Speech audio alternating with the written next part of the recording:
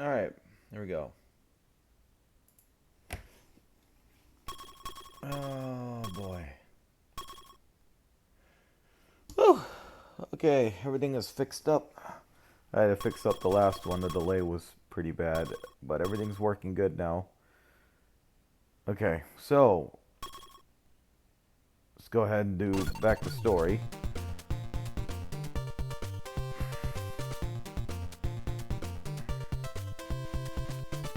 Okay, so basically I beat this area and this, and there was another one I beat. Well, no, I died on the other one after I beat a couple of these though, and I beat this truck one. Yes, that's what the van level. So we're going to April's now.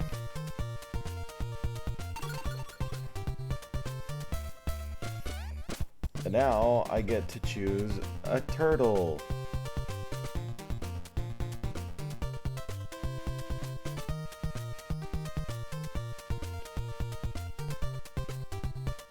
Give me a second, guys.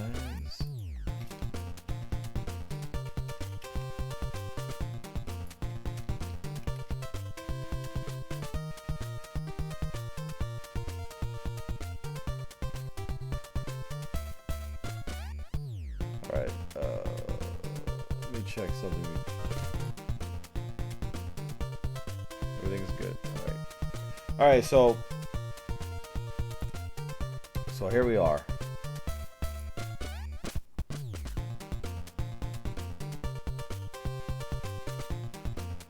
I always use Donatello, just so you guys know.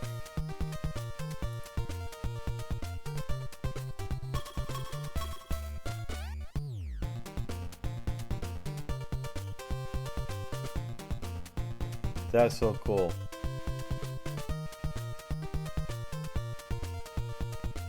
You can choose the color and style of each one.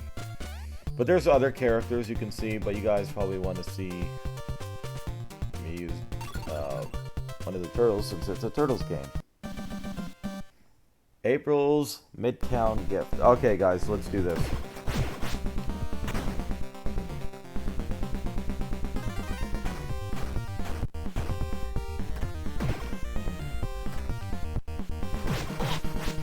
Alright, well, on the stream coming through alright? Alright, good, good.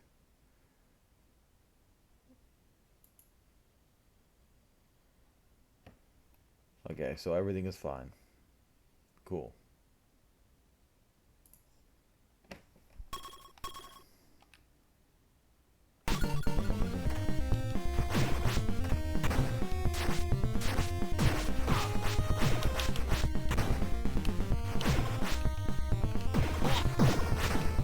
We could do it.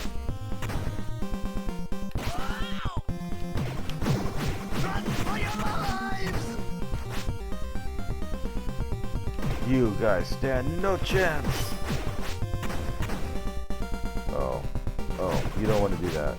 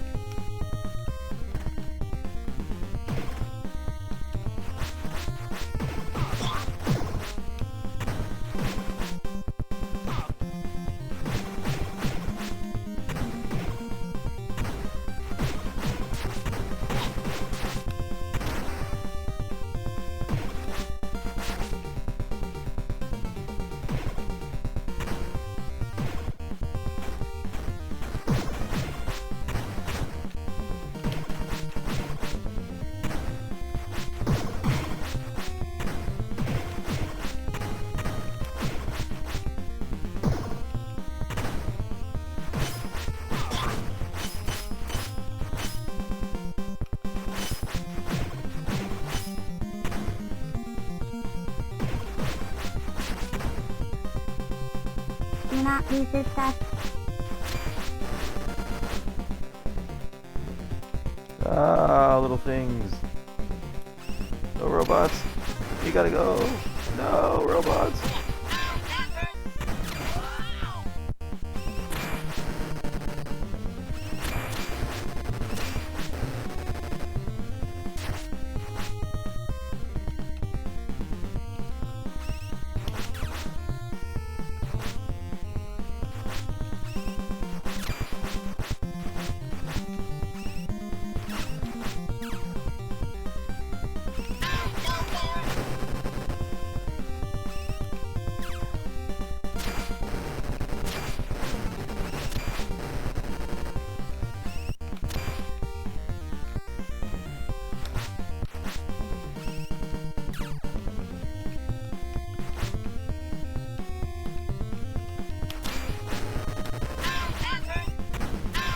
Dang. Wow, am I glad to see you guys. No, there. Whoa. Don't worry. We're gonna save her. We're gonna save her, guys.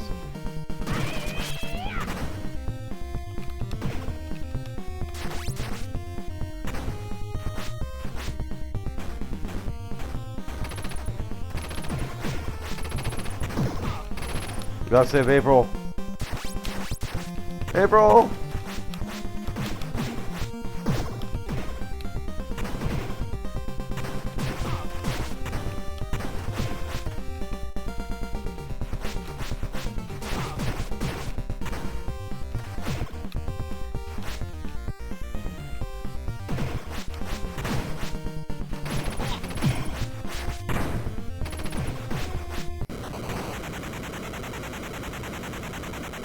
Oh no. Alright, before I kick their butt, you guys want to hear a funny joke? You know how April Fools started? You guys want to know how April Fools started, the whole April Fools? This is how it started.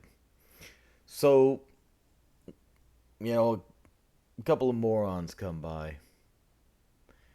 And, they go to ask for, you know, not knowing April's name. And they're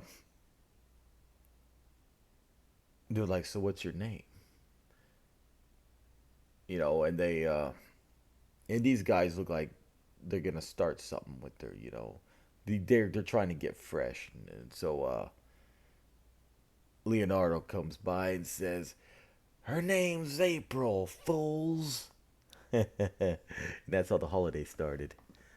All right, let's do this. Sorry. Surprise! We got you now. Take this. Take this. Yo! Watch it. Take this. Get out of here, you wimp. Get out of here, you wimp. Yo! Watch what you're doing. Take this. There. Yo! Watch it. Don't worry, we're going to beat them. Get out of here, you wimp. Look what they did to my shell. Take this. Wow. Wow. Take this. Take this.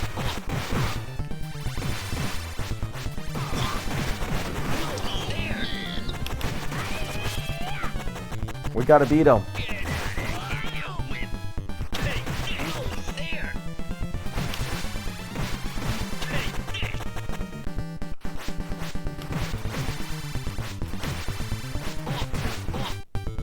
Take this. Wow. No, there. Get out of here, you wimp. Wow. Oh, boy. Did it. April, we saved you. You guys see that? That was so funny. That was so funny. Oh my gosh, we get to be April now. Oh my gosh.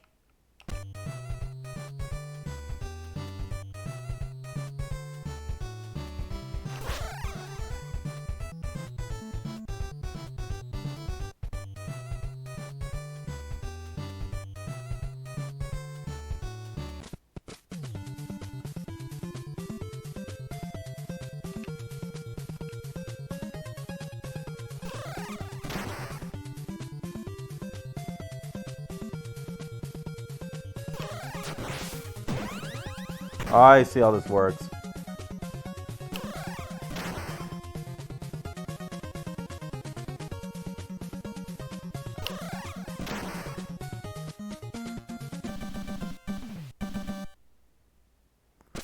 Dang it, I didn't even know how to do that, and they're like, oh. Okay, so I understood at the last minute, and it was already over.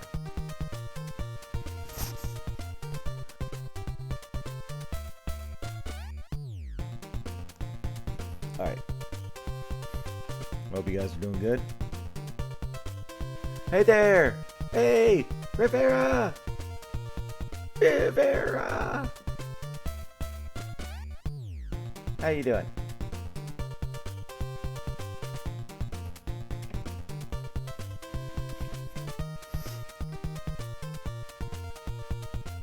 The park. The park. Will be April this time, guys. Look at her. Her range is great. Her speed and life are great as well, but her power sucks. It don't matter. She seems like she'll be great. She's got good range at least.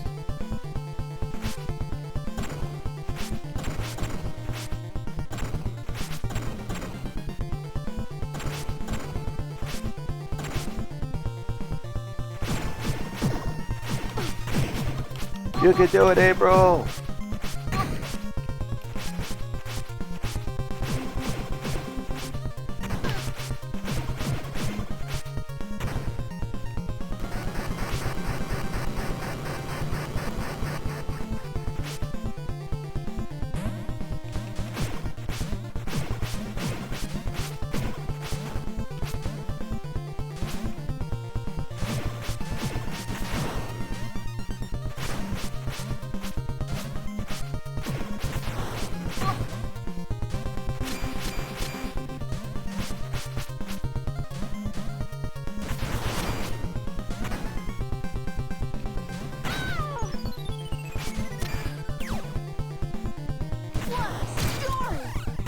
Ah!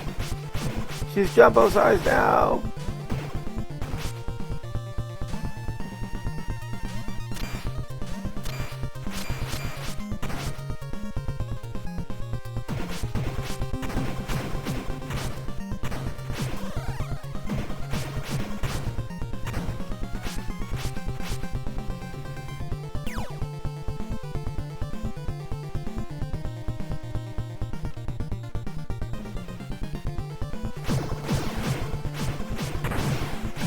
She did something rare. I was trying to see it. That's why I kept jumping like that. She had this, like it looked like she had a tail for a second when she was jumping. I'm not sure, because her hair isn't really long, so I was wondering what that was. And it's the running ability. Oh, see that? What was that? She had a tail at the end. She had a Saiyan tail. It was a brown tail. I noticed that.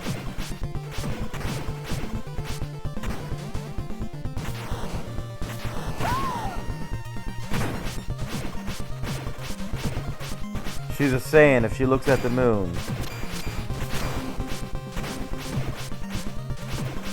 Oh, you won't like these snowmen either, guys. You gotta beat them up and then beat the machine up inside them after.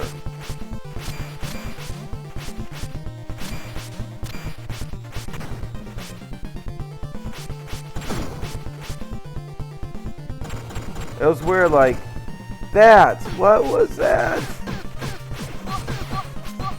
Is that a joke?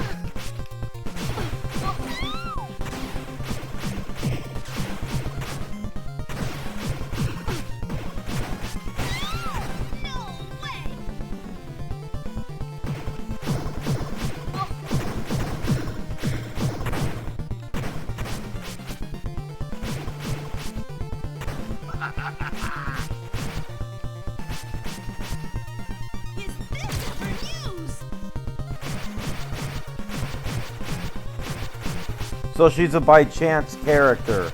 By chance means like sometimes she'll get big on a special move, sometimes her special move is garbage. And then the jump, sometimes you'll get that cool forward jump, but that's rarity.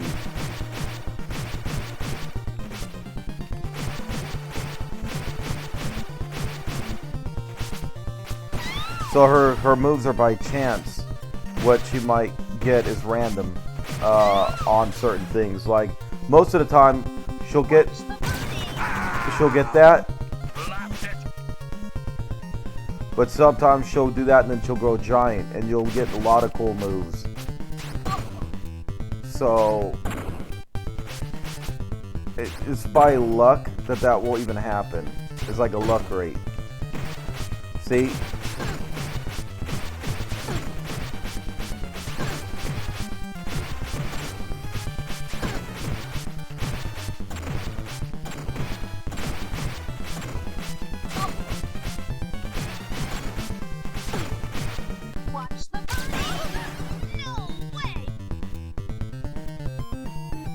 But yeah,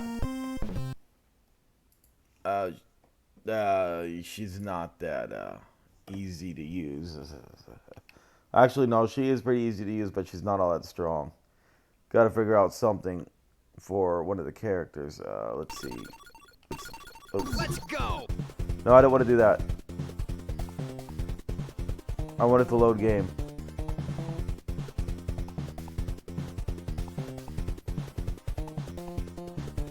Hold on, let me reboot.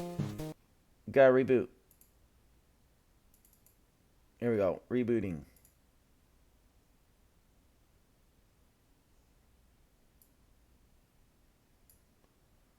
Yay.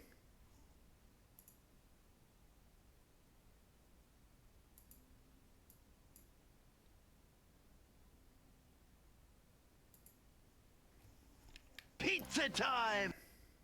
Pizza time.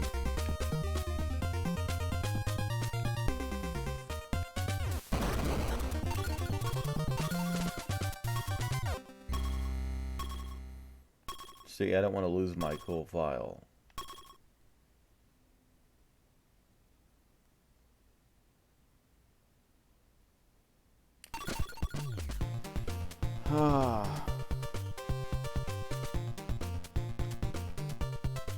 At least we beat all this.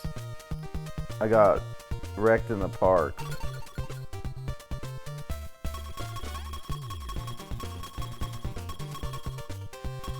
Yeah, Rocksteady's really cool. That's Bebop. They're both, they give them the same, but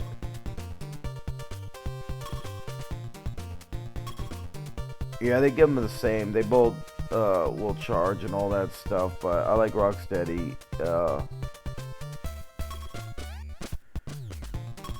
The pig's cool too, but Rocksteady's, he means business. They're both beefed up. They got the same range, but let's use Rocksteady. He's more famous. His name's more famous.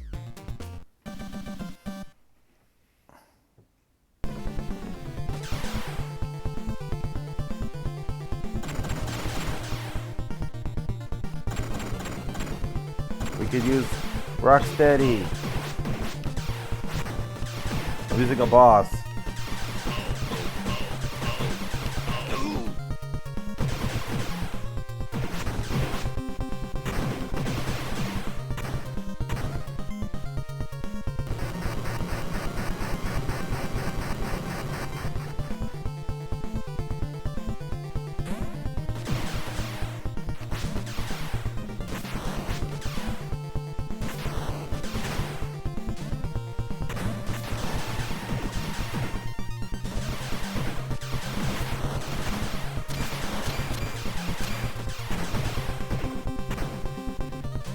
Not a bad level actually to use him in. His knockback effect is crazy.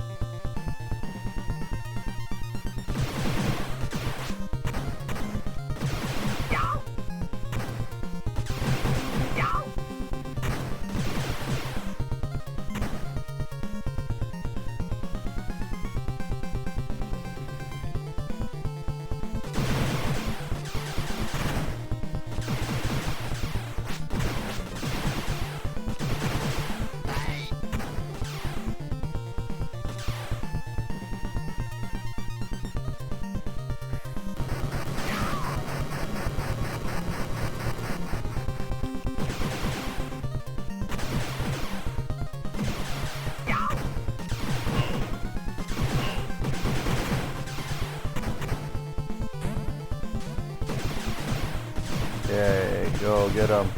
Get the snowman.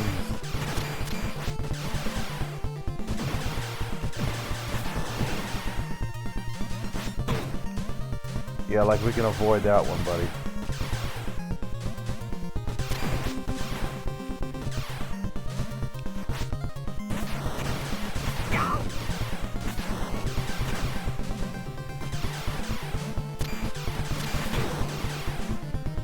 No, he doesn't have a lot of the way to dodge.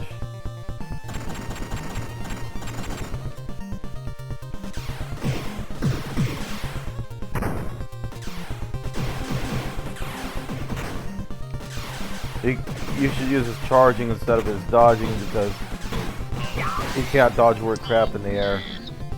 Yeah, he can't dodge much of anything. He don't have a lot of movement unless he's doing this.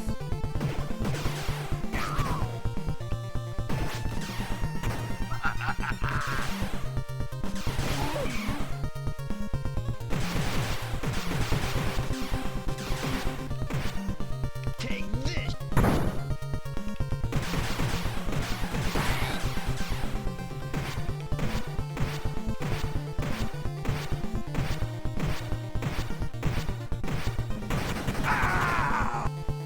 Lost it.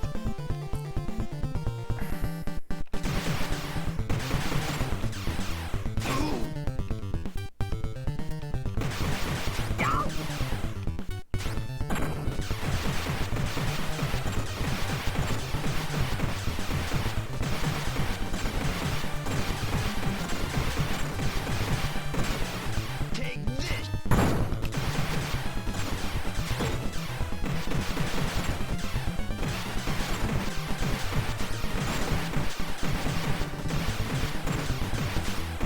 Oh, this is a good spam right here.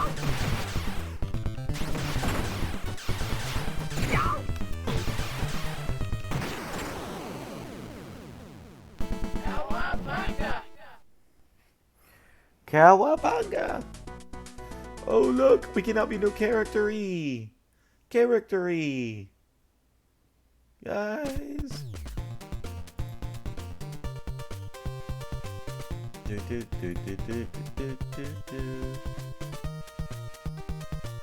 Alright.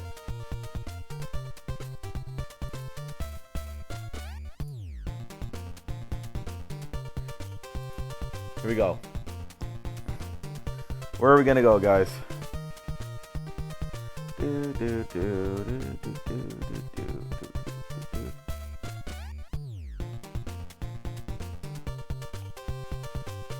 The street. Who shall we be?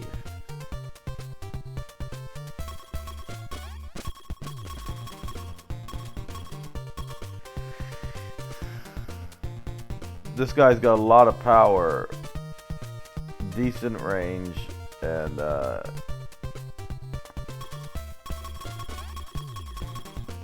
but wasn't that the same with Rocksteady and all that? Wait. Nope, they had a lot of range and no power. Let's try the guy. Oh, look at this.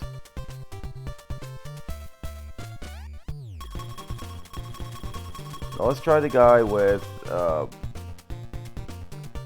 decent range and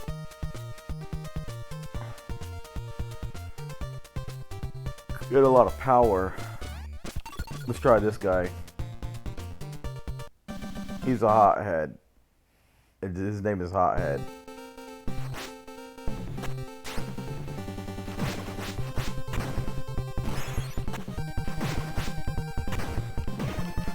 He feels like a boss. It's cool. This guy is epic.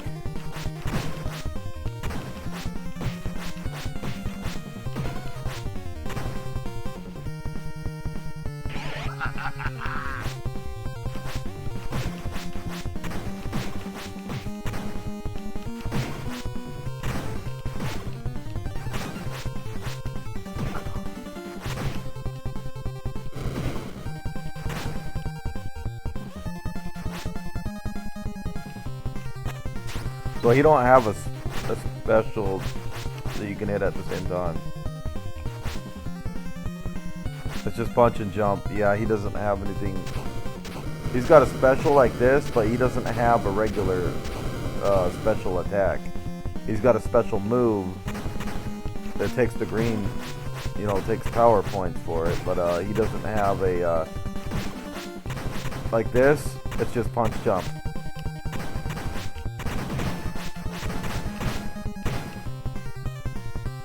Probably because how strong he is, he doesn't need anything special.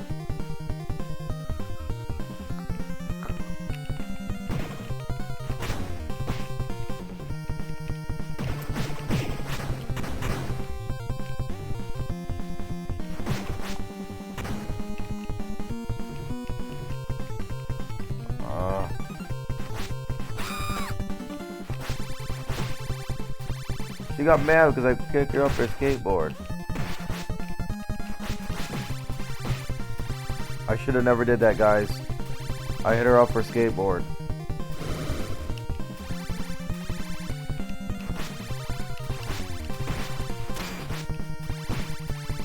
This is never hit a girl off her skateboard. Dang.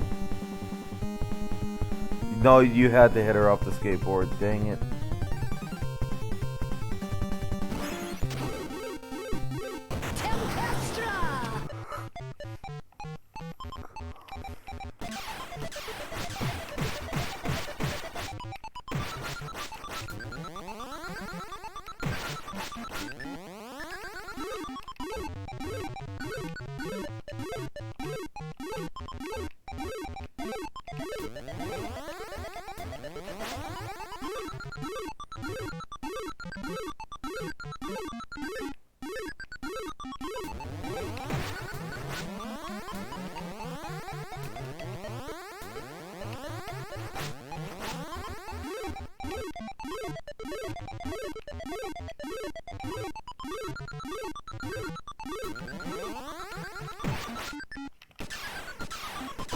Oh. His special is horrible. You gotta be so close to them to do that. Alright, we'll try another character. Don't worry. We'll try another one. Alright. Here we go, guys.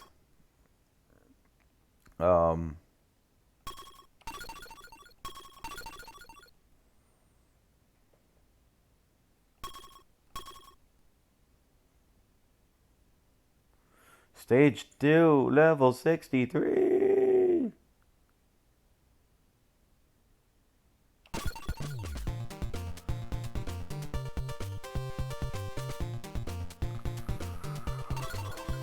All right.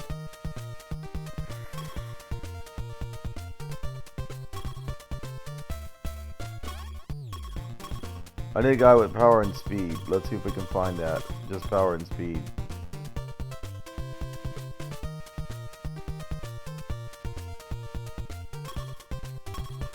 Let's try the bat wingnut. Wingnut.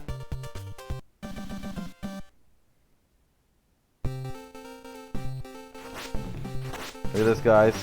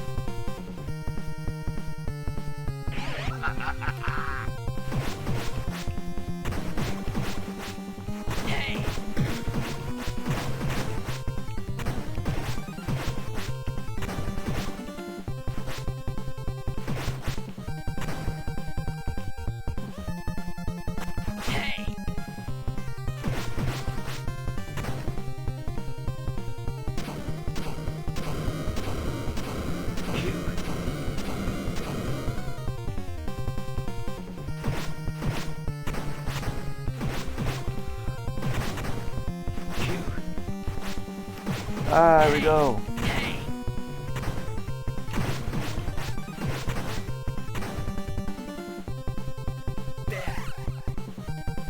That's how you do it.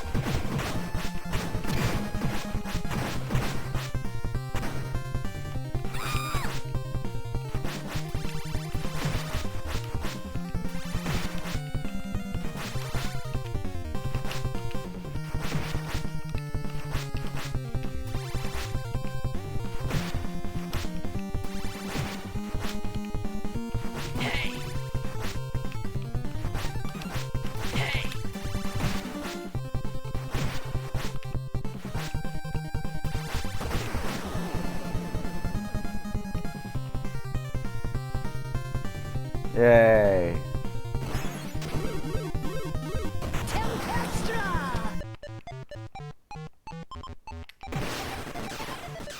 Screw loose.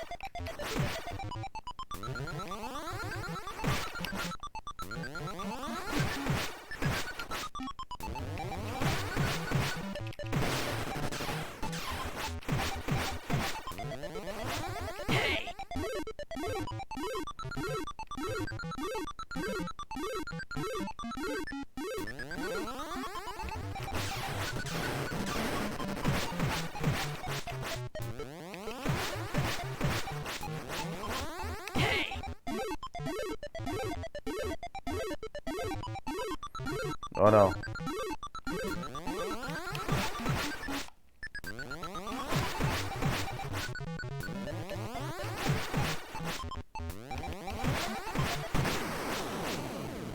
Woo! That was a tough one.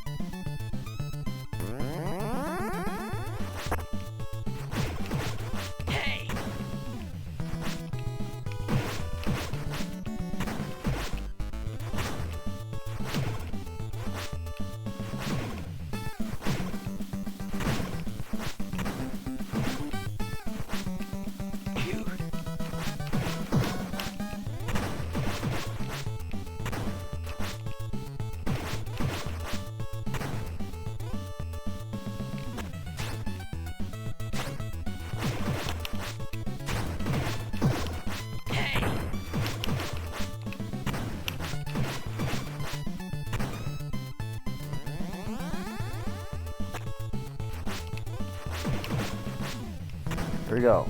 Ah. Get him!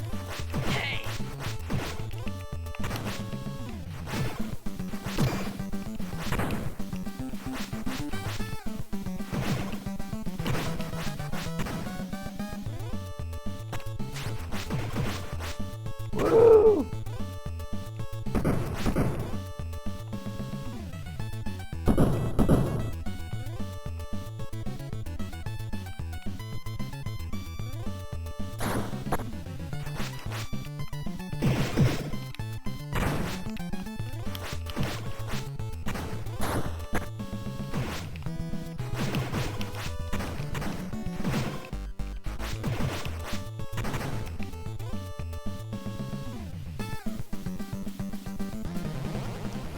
Let's do this. I claim this planet in the name of the Triceraton Empire. Screw loose. You will never stop us. Oh. Shoot, what was I even thinking? Sorry.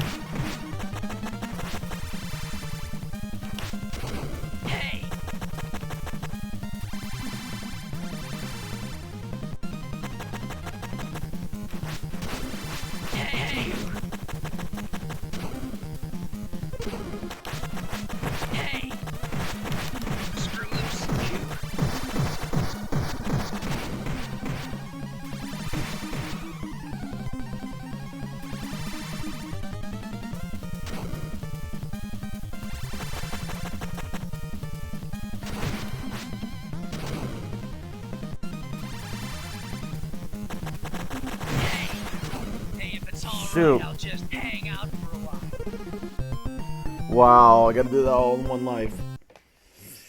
Woo! Super fun. Alright. Whoa, it's fun. No. No, I gotta get semi-serious, don't I?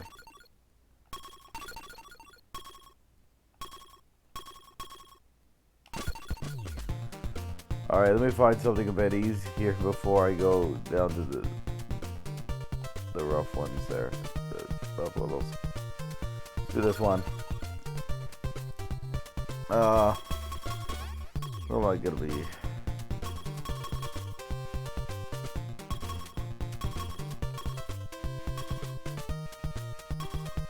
Actually, this guy was pretty good. Let's see,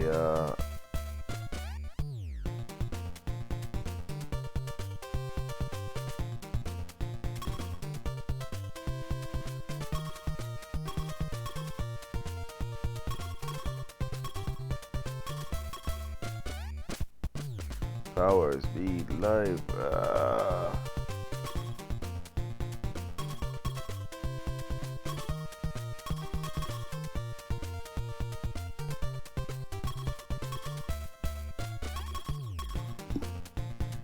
let's see.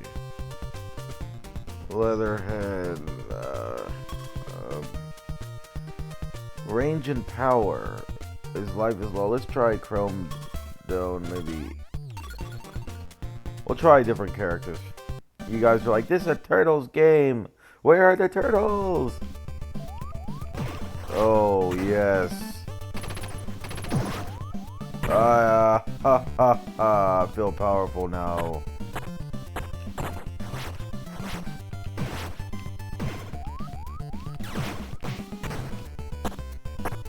Oh.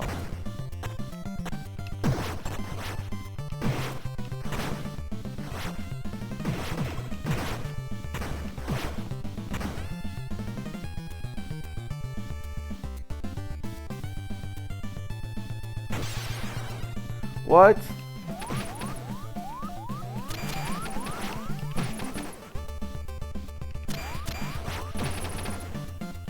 No. I'm gonna ride in this thing. That is so broken.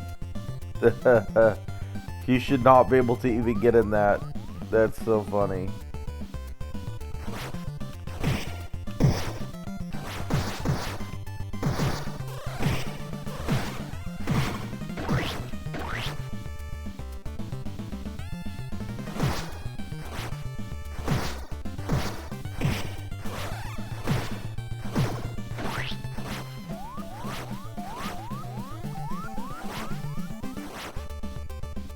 Okay, I see how that works.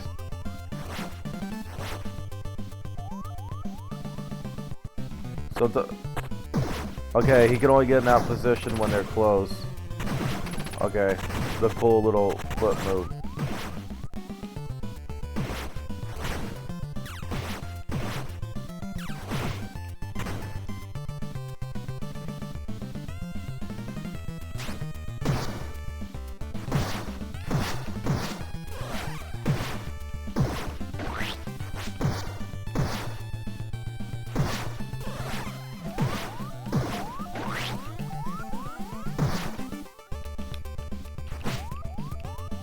You can do it. No, don't fall off the cliff even by accident, guys. It takes so much life away. It's not even funny. So that's kind of random when he punches and kicks. You never know. Yeah, that's random. I was just testing it out. The punch and the punch could come out, or a kick could come out. They're probably the same kind of hitbox though. Just one's lower, one's higher.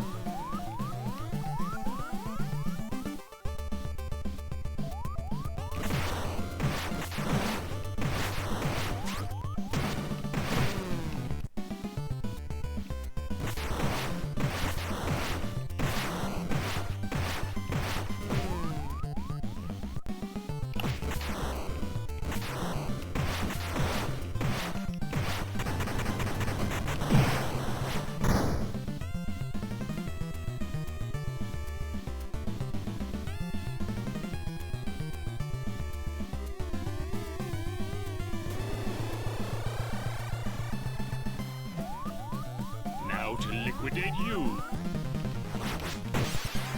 Wow. I got wrecked on that battle. Don't worry. We have more battles, guys.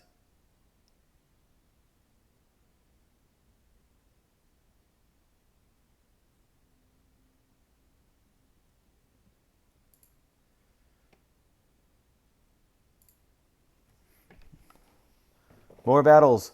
More battlies. More battles. More fun for everyone.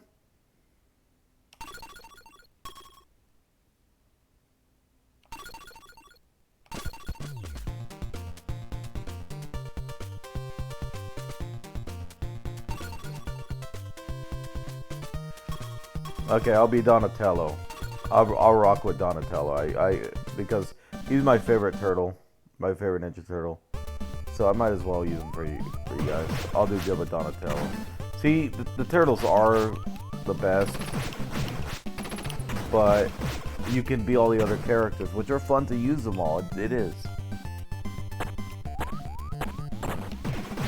Everyone wants to see Ninja Turtles, though. They probably don't want to see me using those other ones. It's a Turtles game, but you guys, it still gives you the same feeling even if I'm using other characters.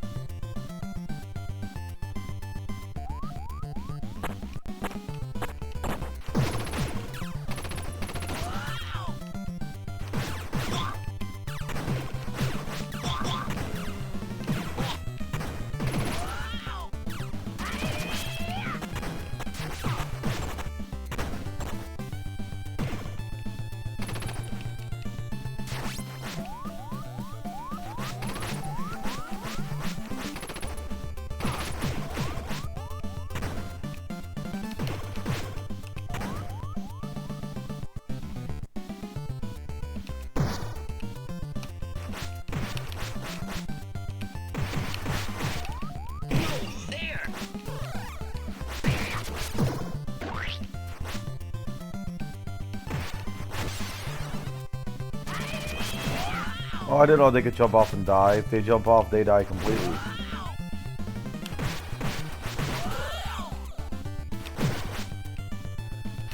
This level's gonna be impossible like this. I mean, someone with beefed up life that's gonna be able to take damage. Doing this in one life, oh my gosh. Plus the boss coming and it being...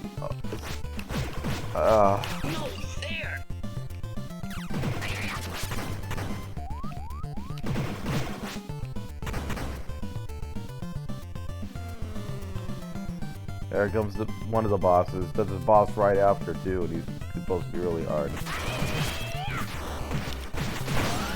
Maybe my calculations were a little off. We can do it. Hey, Baron Samity. Yes, good times, man. The 80s show. Yes.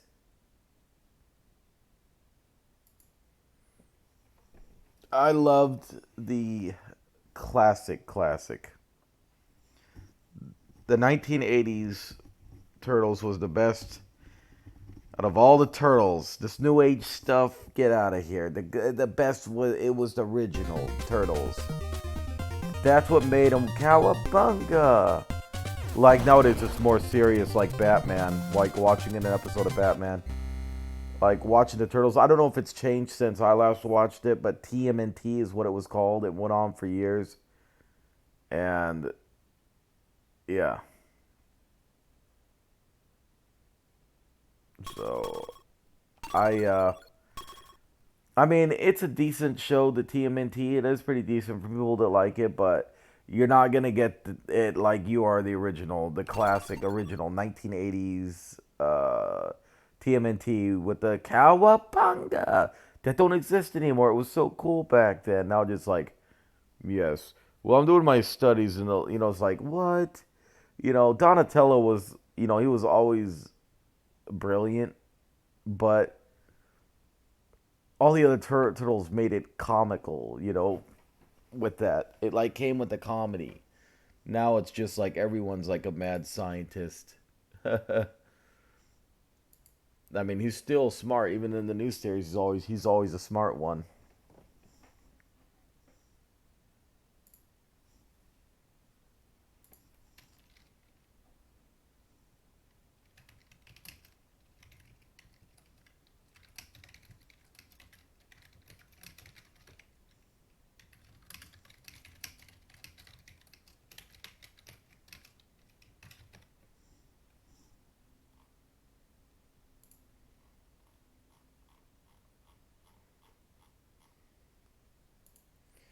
Hold on, give me a second, guys.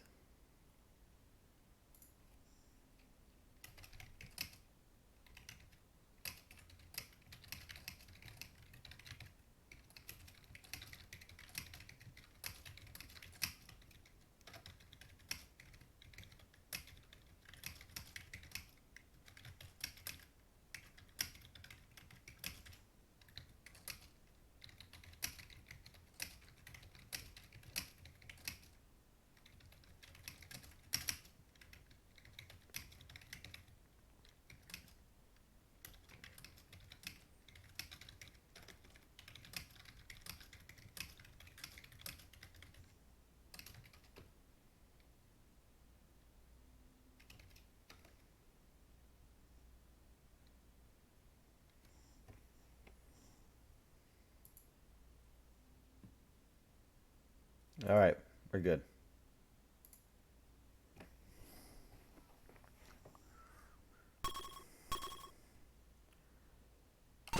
All right, let me find the easier one. Easy. They should give us like a quick little nice little bonus or something. This feels like a semi-roguelite. Like semi-roguelite, not really a roguelite, but like semi-roguelite. The reason why is because see how I got one life? No matter how many times I load the game, I'll still have one life and it'll be like this. This is so bad, who can even do this? Look at my health, look at my life. I'm gonna start, there's no way. No way. Ain't happening. Fighting 2 bosses and they always get hits. That's like saying you could beat the whole thing without taking a single hit. Even speedrunners would probably have a heck of a time trying to pull that off. So not getting hit this whole match. Let me try to find something on one of these levels that might help me out.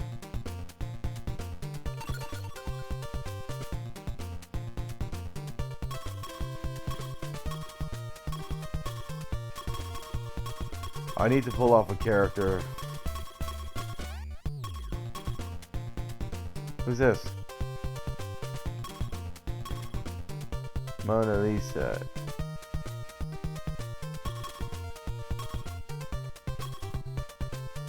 I don't know, guys. Those guys didn't have a lot of power. They were always strong back then, but they were just easy to hit. They were slow. And on this medium speed, no.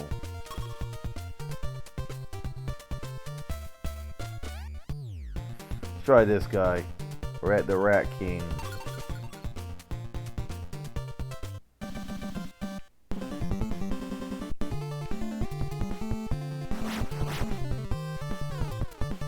Oh no.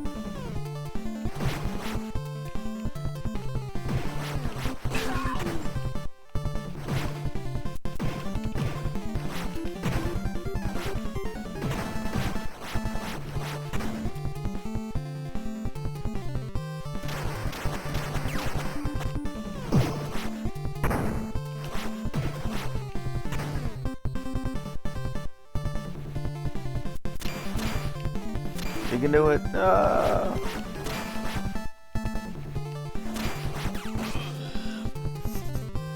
Okay. Let's do this.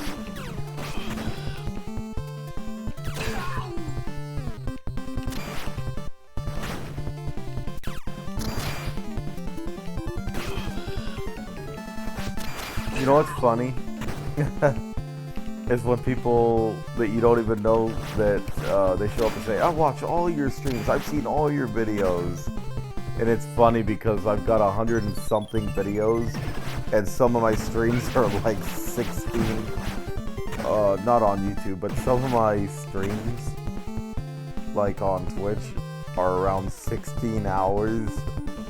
So I like to know when they find the time. Like, I work hard, you know, because I'm trying to make a living at this. Just so, you know, it's not easy. I never said it was. You know, obviously, it can be done because I've got this many subs on YouTube, but also because, well, you know, I stream more on Twitch because I'm trying to make YouTube just videos and stream it maybe rare. But I'm trying to make it so I can do all my professional, say YouTube's all my professional videos and do videos on a regular basis for you guys. But, you know, people want to see streams, and I don't mind coming on here too and doing streams.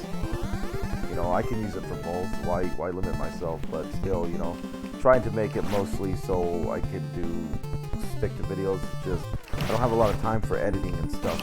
It takes a long time for me.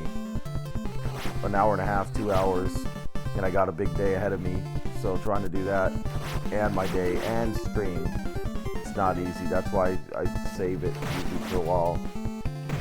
And I'm trying to be cheap about it. This is why I'm streaming right now. It's not like trying to be cheap about it. It's just, it does take a long time, and for the editing and all. And sometimes you just don't have valuable time, that kind of time. But sorry, when I start rambling, I play bad. Here we go. But yeah, so I'm streaming now because I got to give you guys something. You know, I wasn't able to put any videos on, so also I've been working hard with my streams on Twitch, trying to keep my audience there going as well. But I'm still gonna get stuff done. People don't use Twitch and they still want to see my YouTube streams. That's fine. Some people don't have that privilege to use Twitch, and that's fine. I can come on here.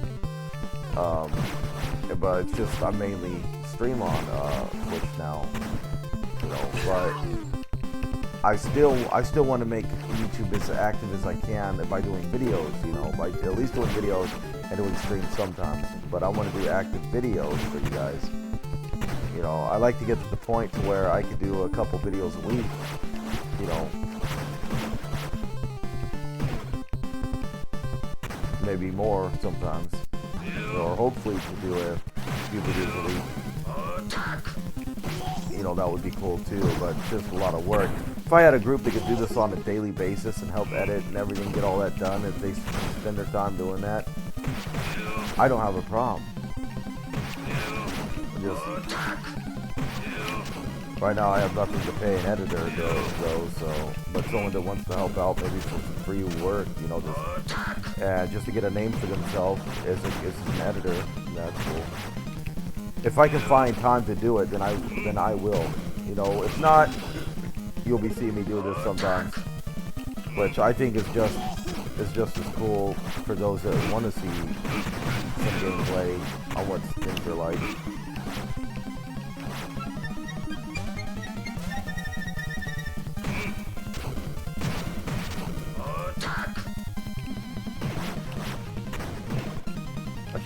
Shoot.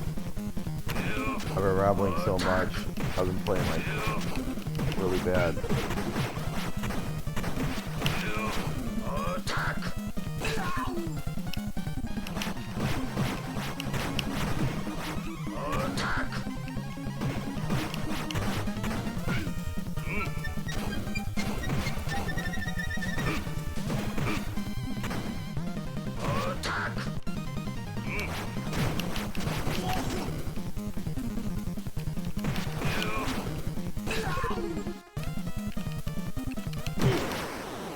Take that, Ultra Boss.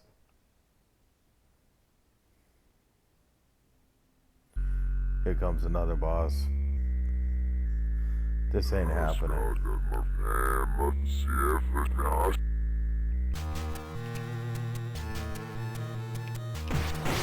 You can't do that. You can't do that, is what he said. That was so funny.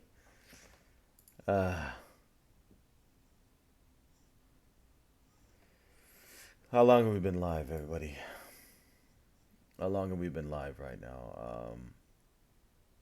We're almost gonna hit an hour here.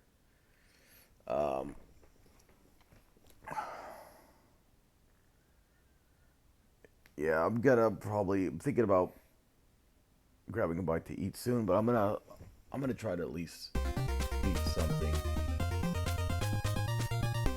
Make sure to subscribe though. I'm gonna try to beat a level before then. Let me see what I can do. Just make sure to subscribe, guys. Help me out by subscribing, so it'll kind of get me motivated a little bit more, and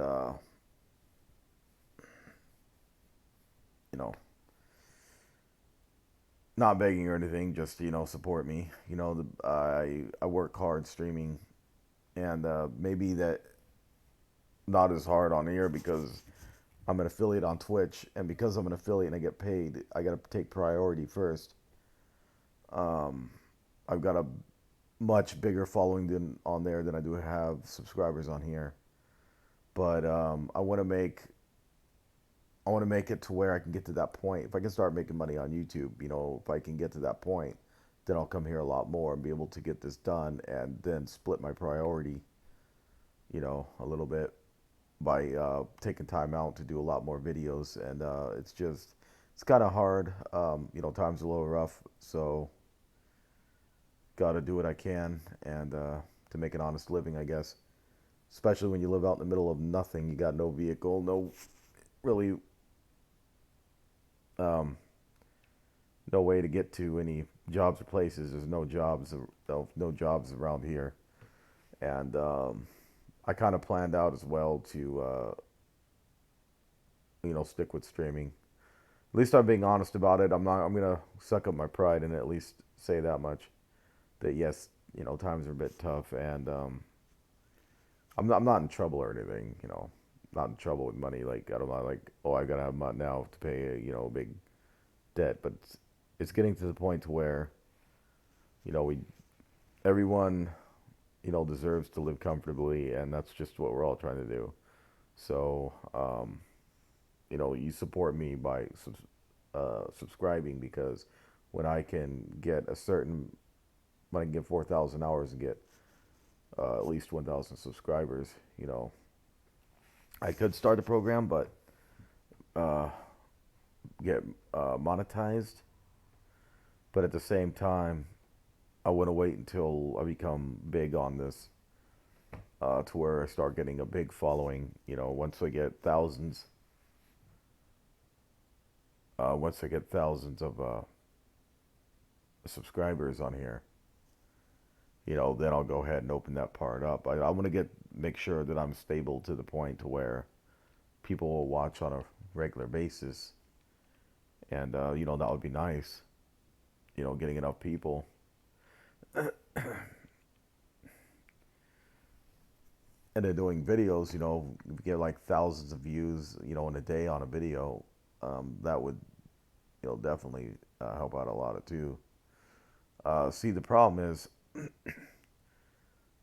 the pay is like pretty small, I guess, but with streams is much bigger because people they donate and stuff to the streams, and they would rather do that than when you're not live. It's because they want recognition, like it's not that I want to be the popular one. I want to be noticed by everyone. No, I maybe some people might, because there's people that demand shout outs even if they don't give anything to demand a shout out. But I've been through that all on Twitch. They demand a shout out anyways. Give me a shout. I'm like, what did you do for me? You know, and they're like, I just wanted a shout out. I mean, you're like, geez. And I'm like, we don't do that around here. We don't advertise other channels and blah blah blah, and people advertising people like that. Sometimes we give shout outs. People donate. Stuff like that. I'm not trying to sound like stuck up, like you don't give money, you don't get nothing. No, I'm trying to be like that. Some people are real nice to give them shout outs. Some people that are friends of mine to give them shout outs because my friends. I don't have to. I don't. Have to give shout outs to every little person out there. It'd be impossible. I've got over 4,300 followers on Twitch, and I'm actually getting close to reaching that. I'm actually getting close to reaching 4,400 followers real soon. On Twitch, and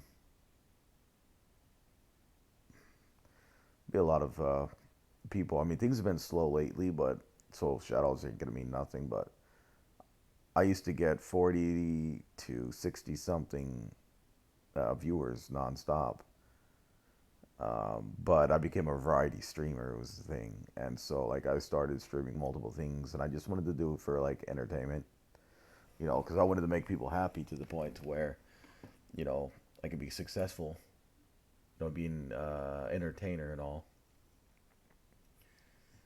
and that's what I wanted to do the most. I wanted to make it somewhere, because in the past I wanted to be a voice actor, right? And I practiced hard daily, which led to my streaming. I didn't want fame. No, fame's not the thing.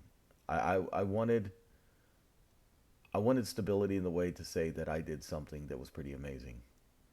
I don't want to work at, this is like, I'll say I don't want to work as a garbage man. They get paid pretty dang good. Garbage men get paid really dang good. It's like one of the best city jobs out there. But no, that's not the thing. Like I don't want to be a janitor. Let's just say I don't want to be a janitor, and I'm not bagging out people that are janitors because a job's a job. For most people, and that's great. A job is a job.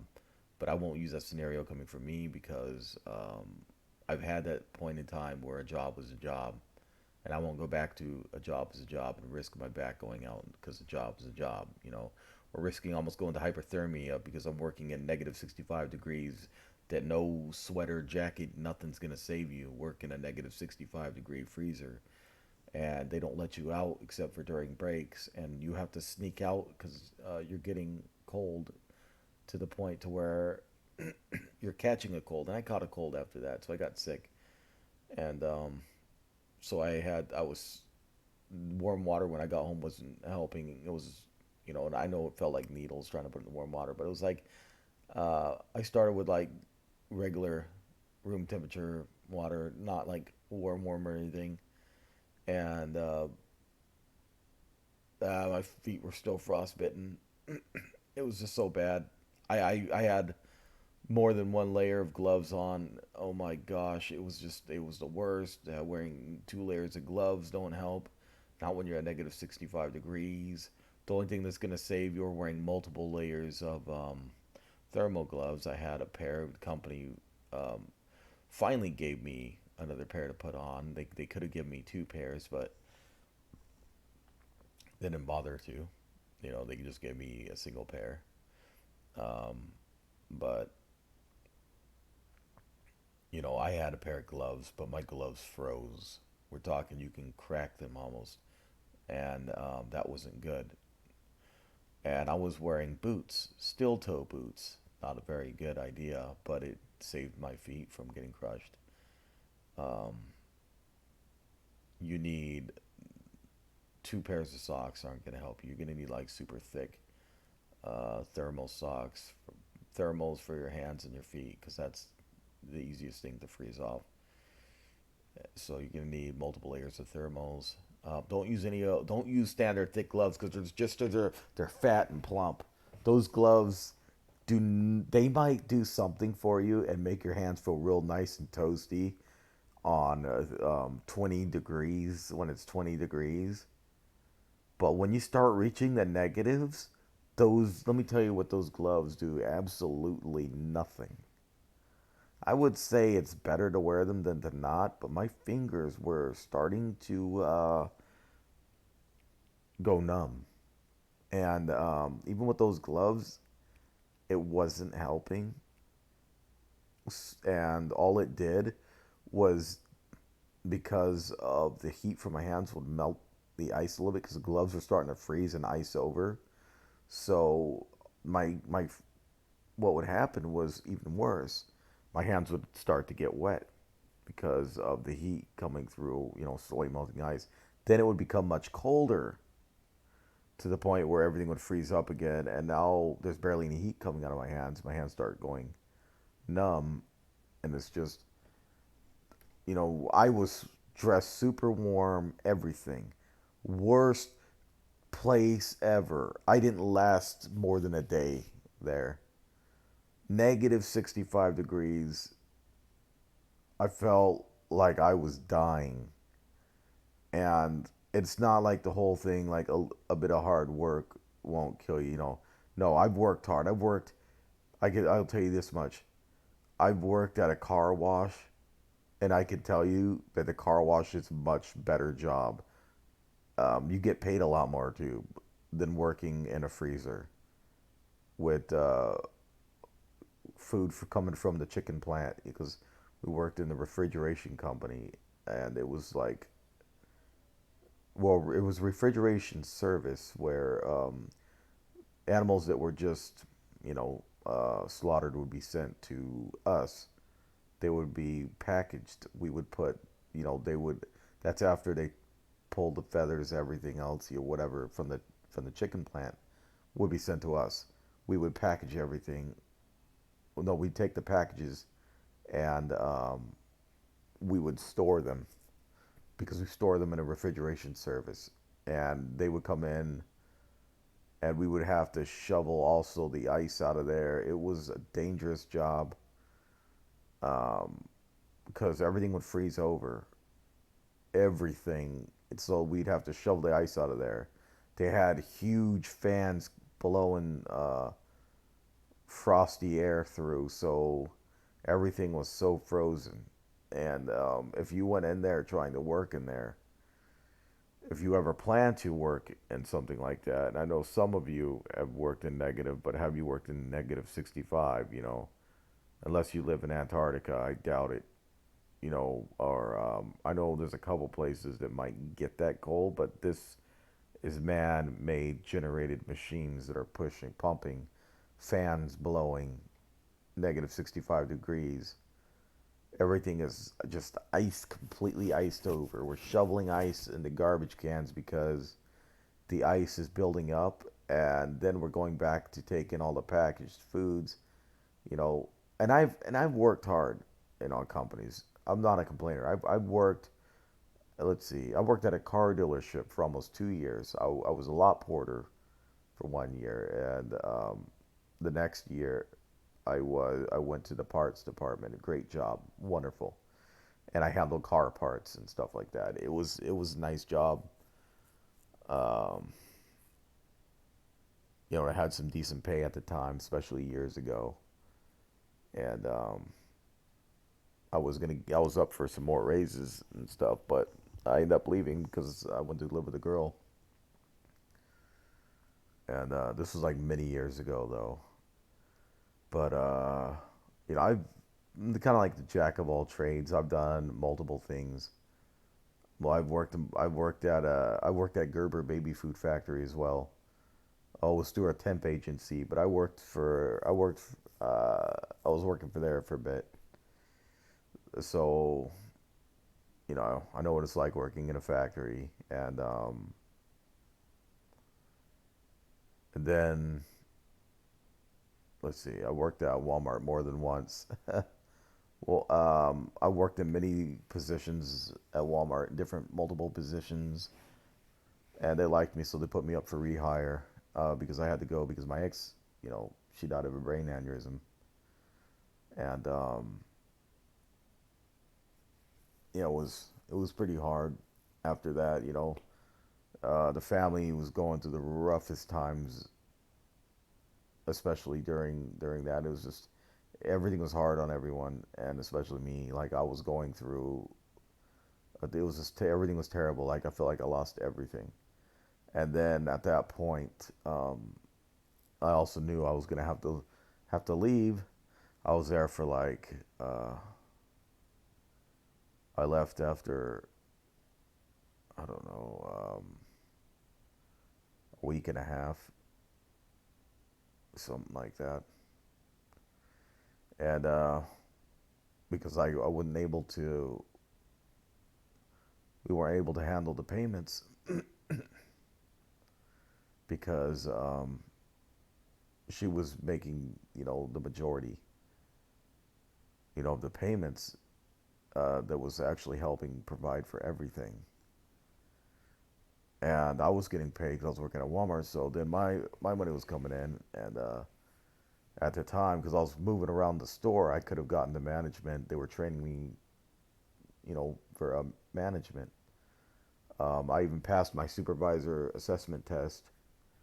But what happened was, instead of going into management, um, she after she passed, I was just there was nothing I can do. Just couldn't survive anymore. Couldn't really afford much of anything, and I didn't want to live with her ex. I know they suggested that we could go there, but it would have been inconvenient, for me because they were together, and he still cared about her, so kind of been awkward, living with someone who has the same feelings for someone else, and it would just it would have made me real uncomfortable, through that. I mean, he was a really nice person, great guy, and but he also he liked how do I say he liked to control the situations, in a way that you know he wanted me for me to get a certain amount of things done. If I was gonna, live there, and I wasn't gonna live there, and because I liked freedom. I'm not the type of person never liked to be told what to do, because I liked freedom, and that's another good reason for the streaming is it gives me more freedom to do what I want to do. Like that's one thing. It's because being told what to do for so long, and um, you kind of want to get away from that and be your own boss. And especially if it's like every other person is trying to give orders. Um, Whether they're your boss or not. So even if you worked in the environment, you say, well, the boss said this, or like, well, I said this, and you ever heard the saying, "Too many chiefs, not enough Indians"? Basically, that's the whole thing that applies when I was working. Um, because we had the point to where we had points to where there would be one boss giving an order, and then the other boss saying, "I don't care what he said. I said to do this." Then the other boss coming back and said, "Hey, I give you an order, to do this." And then all of a sudden, you did exactly what the owner told you to do, but uh, you get called in, for a verbal when you were doing the right thing. I mean, all that was cleared up. I didn't like have to sign any paper saying, well, I got written up, you know. I did exactly what I was supposed to do. The owner gave me the order, eh, and so I spoke to the owner on the whole thing, and well, I explained things, you know, that's what they had said, and so I get all, you know, that I get this done, you know, it's fine, you know, he's the owner. I did what he said. So what happened was I got pulled in the office about that, and they said the owner doesn't work in the back. You work in the back, and it was just, are you? I'm like, well, the owner told me, and he goes, he doesn't work back here. He doesn't know what needs to be done. He just wants it clean up there, and that's supposed to be done anyways. But you know, the time you come into work, you know, because they explained, because I came into work, they're like, the time you come into work, he's already coming in, and but you got to get up all this stuff uh, because that's priority, you know, and he doesn't know what, you know. So the whole thing was, I was gonna make somebody, you know, upset. If I helped one person, the other was gonna get mad, and they could have fired me anyways because, you know, the guy's my boss, so I have to do what I'm told. And I knew at the point to where if something happened to me, then the owner could have fired them instead, because they're the ones giving the owner the order, when the owner strictly said, and this is what happened. I got a verbal. I didn't have to sign nothing. They understood the situation. When I was pulled into the office, he said, "We understand exactly, but I got to give you, uh, I got to write you up on this." And it wasn't anything negative against me. It was a verbal, but he said it was in a situation to where you've got one boss telling you what to do. He says, but he goes, the owner, when he says something, it's gonna get done. The other boss is already getting a talking to right now. And that was the thing. I explained that, and I even explained to the boss. They didn't care. They didn't care that the owner said that, and said he's not back here. He doesn't know what he's doing. And I done said, the owner said, and if I would have gotten fired, you know, you don't. It's a situation, like I said, too many chiefs, not enough Indians. Um, there's multiple bosses in a dealership, and you guys probably know that already. And especially, you know, you got like the GM. You work for the GM. Everybody works for the GM, and they don't always agree. So then you have like the service manager, but he's more than just a service manager. He also is in charge of more than just that. Like the guy who was our service manager, you know, at the time, um, he was also in charge of where the placement of the building was going to go on the construction. So he also took care of the blueprints on that. You know, he wasn't just a service department. He was in charge of everything that went on over there. And so he had authority over the other boss, and the other boss who ran parts at the time, you know, I mean, they went hand in hand, but it was the service department boss who had authority over him, and he was just a little lower than him. But the service department boss was higher than him, because he also took care of all the blueprint where the buildings would go. He took care of the serious stuff, when the other guy only handled uh, one part of the body shop. No, not the parts. I meant body shop. And then you had the guy, you know, who eventually I worked for. I got a promotion. Yes, I was promoted. I may have got that verbal, but he said I wasn't gonna have to sign nothing because um, I wasn't at fault. It was too many chiefs and not enough Indians.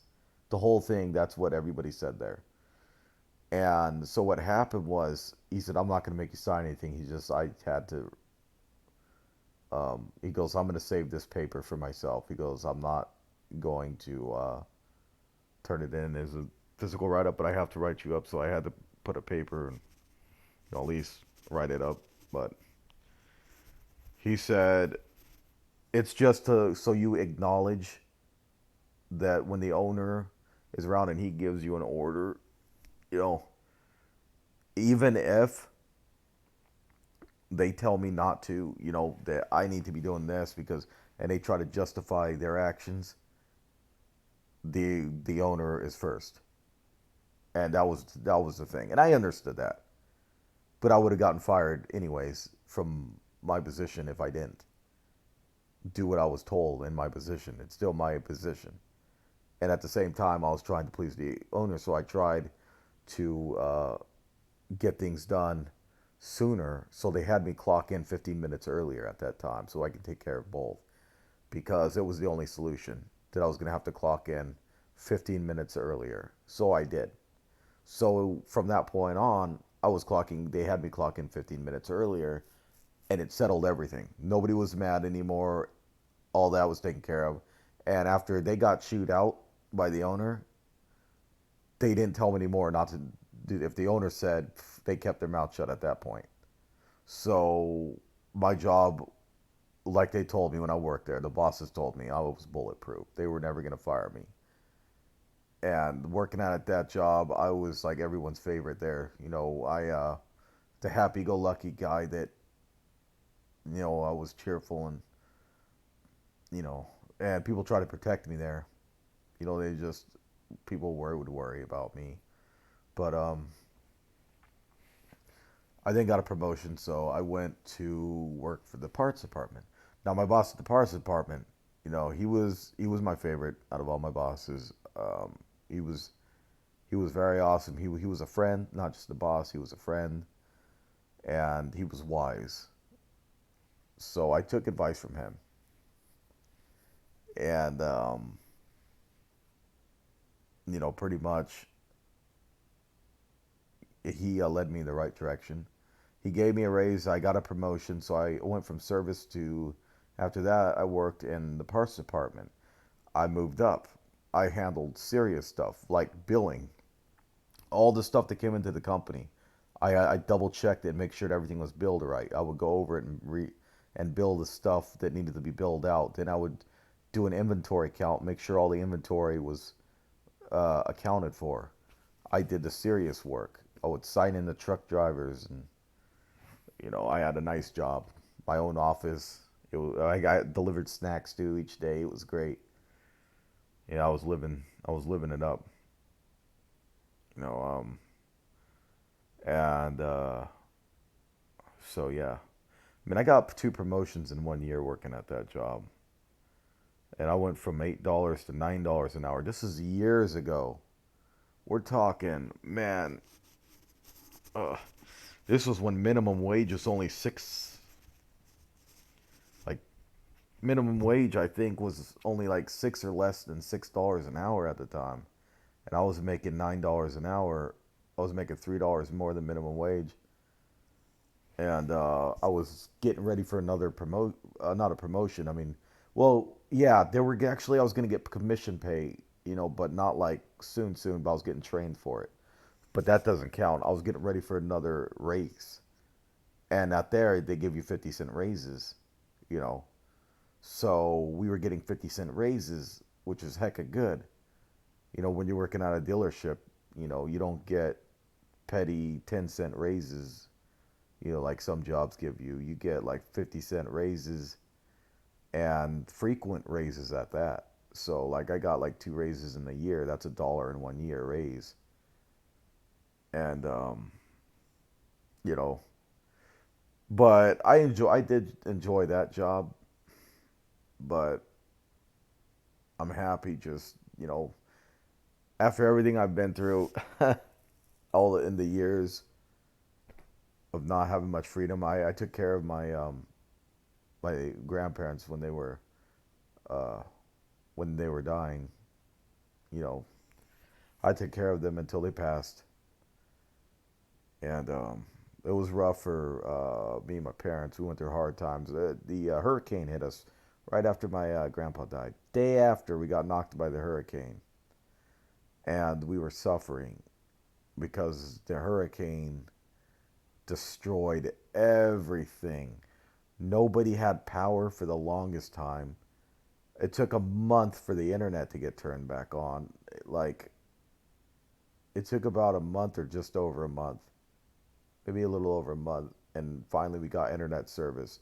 Nobody could get out there and help us, and we had trees that fallen over across the street, so nobody could drive through, and we had huge branches that were leaning up against the house. It was Hurricane Michael that did this. This is, so my grandpa had, passed during the night, and then the very next day we got hit real hard by the hurricane. The ambulance came and picked him up, and they, checked his vitals and everything, and then after that,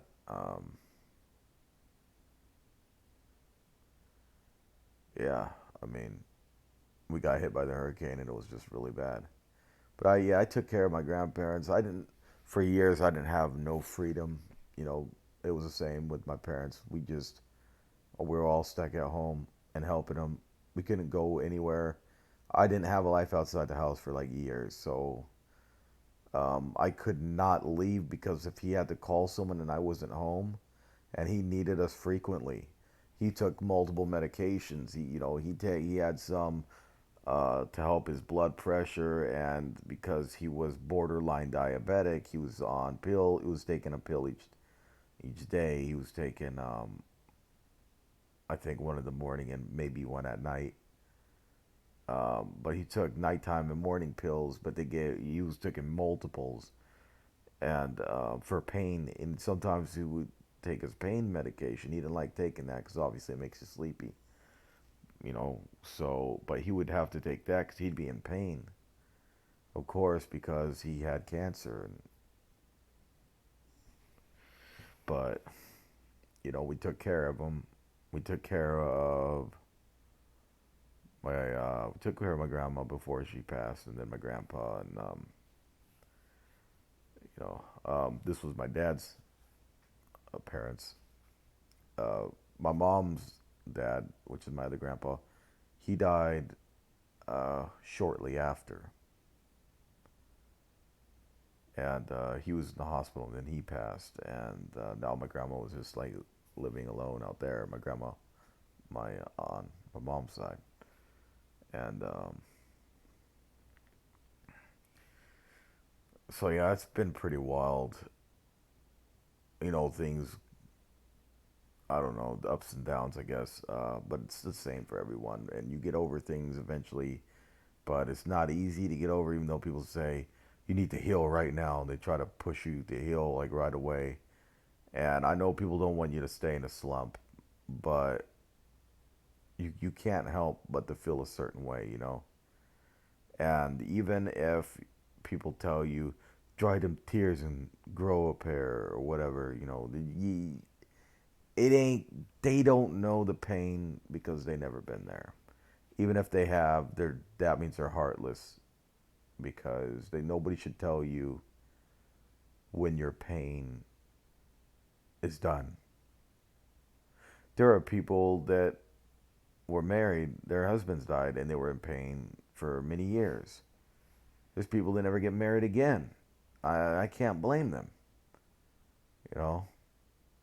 I'm one of them, actually. That I got a divorce years ago. But yeah, I don't want to talk about that. But let's just say I went, basically I was abandoned, and that's all I can really tell you. And it wasn't cool, but yeah. So I went through some hard times, and but I mean, we're all gonna eventually face hard times, no matter what.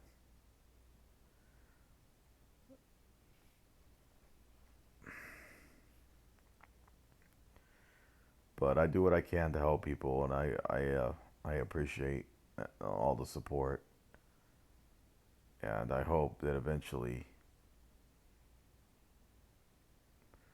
everyone will find their bit of happiness and do what they want in life.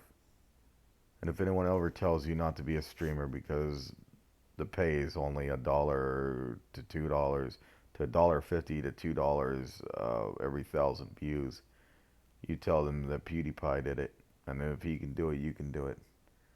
They might tell you, well, PewDiePie was famous.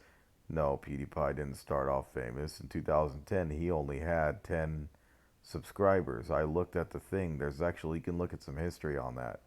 It'll show you a picture of his channel, and it showed 10 subs. This was back in 2010.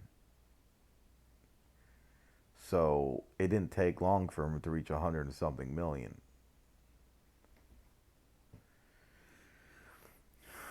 It's anybody can do it. And I know someone's gonna say, if anybody can do it, then why haven't they? Well, obviously they don't know about people that got big really fast. Like what's that one channel that PewDiePie was going against for the longest time?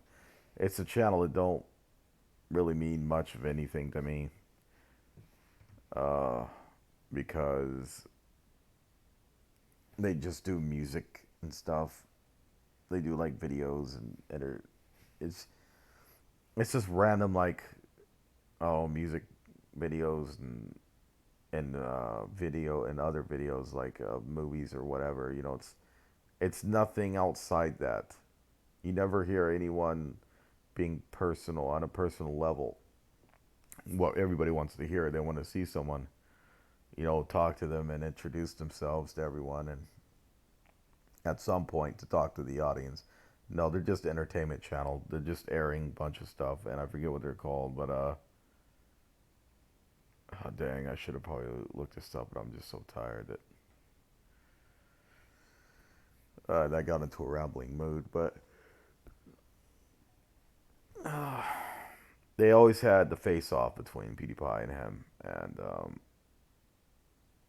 but I guess that's how unfamous the other channel is. They're only known because of PewDiePie. PewDiePie hadn't mentioned the whole thing on Gonna Beat Them, that if it wasn't in a competition with them, they would have never been as famous as they were. They were famous in India because they're in India. They're from, India, so they had all the Indonesian, what do you call it, subscribers. But a lot of people are going to tell you, like, a lot of random stuff. They're going to tell you that they, all their subs are fake.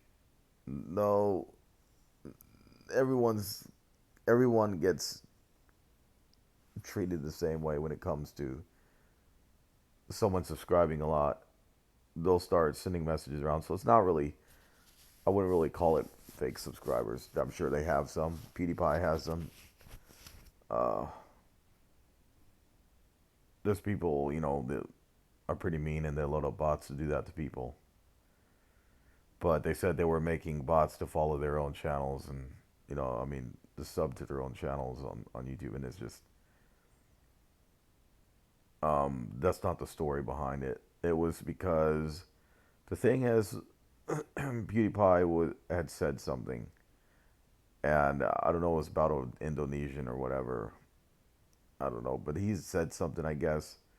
But he never meant anything with harm, but he probably shouldn't have.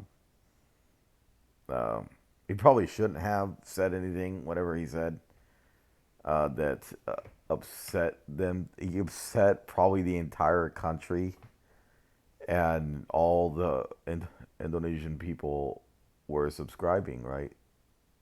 They were all subscribing to support. Oh, T-Series. Sorry, it's T-Series. So they were supporting T-Series. I read a story on that. There wasn't just fake bots. No. It was them standing up because of something PewDiePie said. And it was something on Indonesian, but I don't remember. He said something and it wasn't a joke. But he didn't mean harm in it, but it's harm. No matter what he says is painful.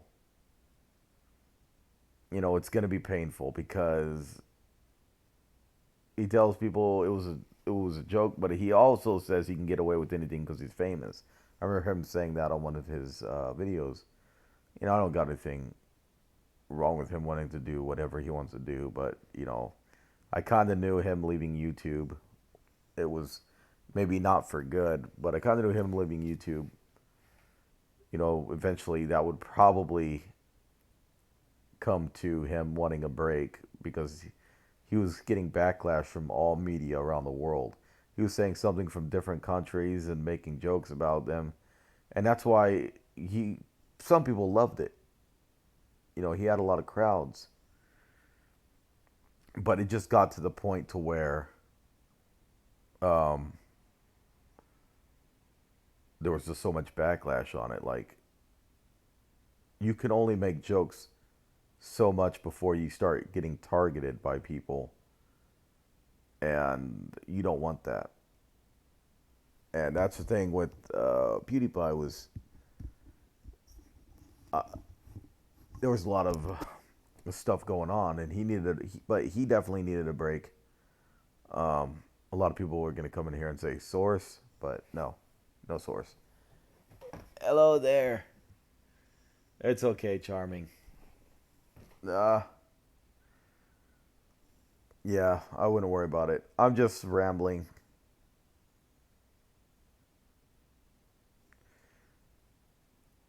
But yeah, anyways,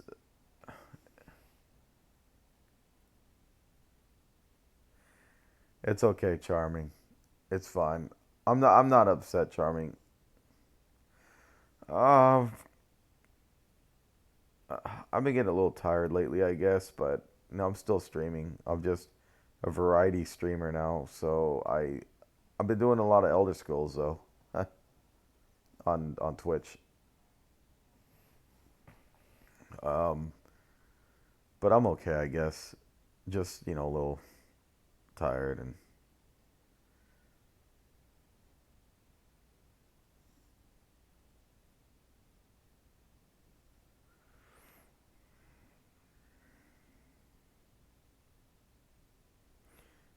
yep. It's good to see you though, Charming. It is nice to see you. I honestly didn't think you were coming back. I was getting worried there. I knew that life was busy, but still, I didn't see you forever. And I just didn't think you were coming back. Yeah, I'm sorry. I'm sorry, Charming.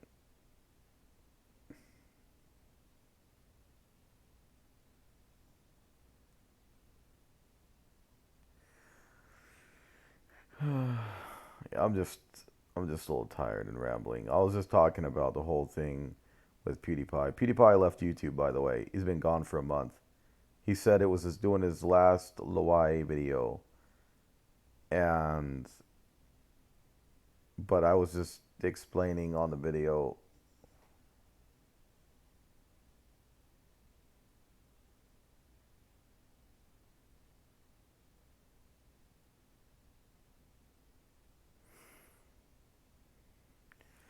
Yeah, PewDiePie left YouTube. He's done.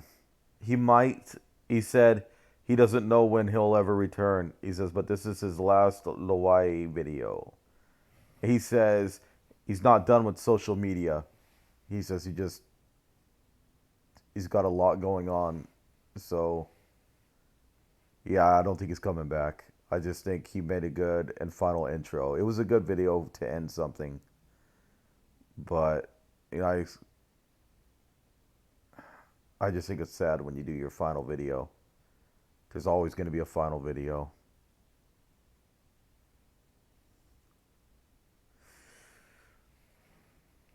But I just think he received so much backlash from all the countries. He said something about the president of, I don't know, was he said something about the president of Korea or whatever, or is it China? I don't remember. The president, I don't know, the leader of China or something. I don't know, but he said something and he got banned from that country. And he said something about, he says some stuff about multiple countries. He says he's not being serious about it, but there's going to be backlash on that. Even if you say I'm just playing, you can't play with racism like that. And I call it racism because it involves different countries, different race. A race isn't really a color. It's to me, a race is like a tribe, a culture, a specific species, basically. And when you talk with other people, it's just, even if you're joking, there's only so much a joke can be. So, but yeah, he's not coming back. It's been a month already and no video. He's not back. He's done. I can tell already, maybe he might come back one day but I doubt it because, put it this way, he's got 103 million people. Why would he leave for 1 month without even a peep?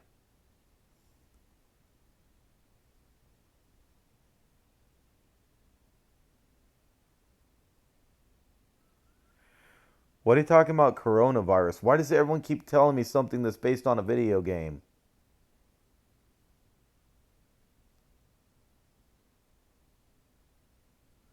I forget what video game that was. What video game was a coronavirus?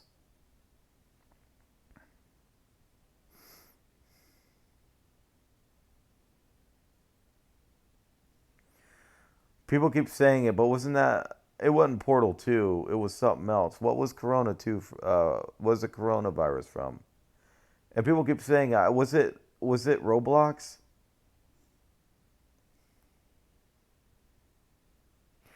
What? I thought that was in a video game. What's a coronavirus? I thought it was a part of a video game. The coronavirus. What is a coronavirus? Everyone keeps asking me, and I'm like, oh yeah, I was just thinking of the video game. I thought it.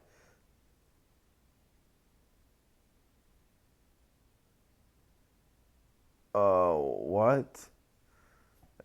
Where is it hitting? Where's the virus hitting, and what does it do?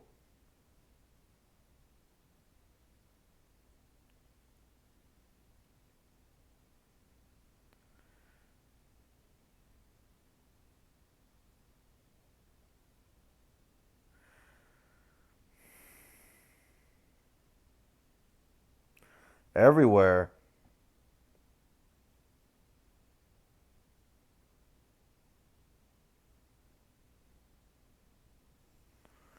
How can you tell if you have the coronavirus?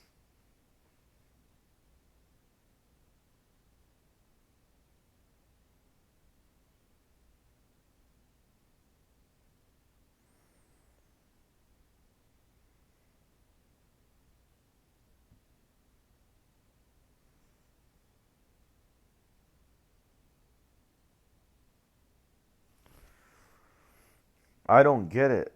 What is the coronavirus?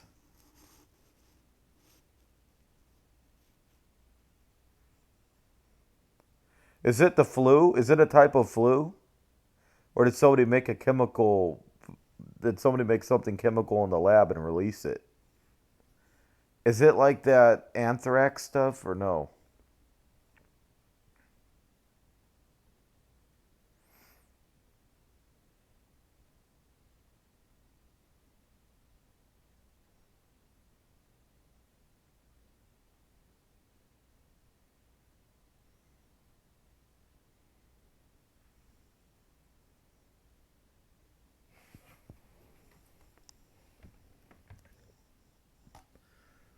SARS?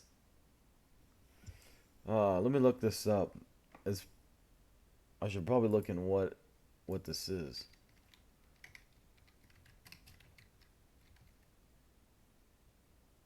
They say it's a meme, though. There's a coronavirus meme.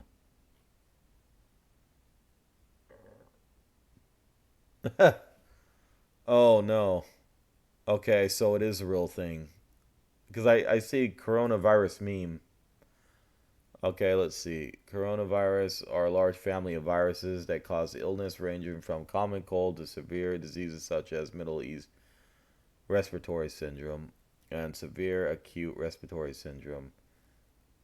A novel coronavirus is a new strain that has not been previously identified in humans. What? So no one knows how to fight it. Coronaviruses are zoonotic, meaning they are transmitted between animals and people. Holy crud. This is the most powerful virus in the world. You can get it from both, you can transmit it from animals and people. What the heck?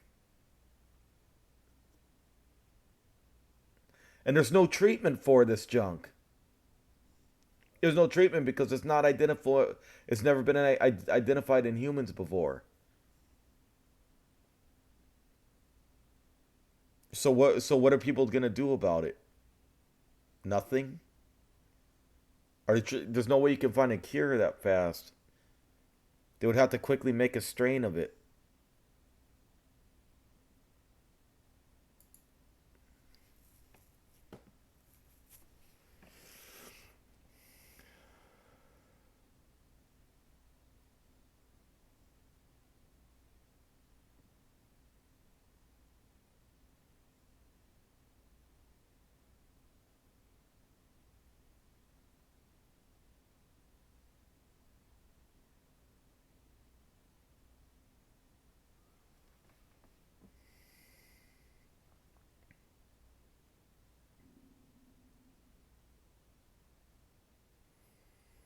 Wow.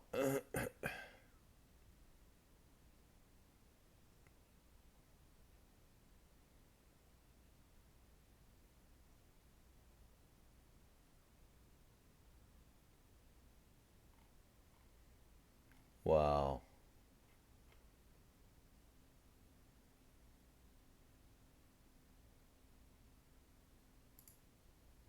This is horrible.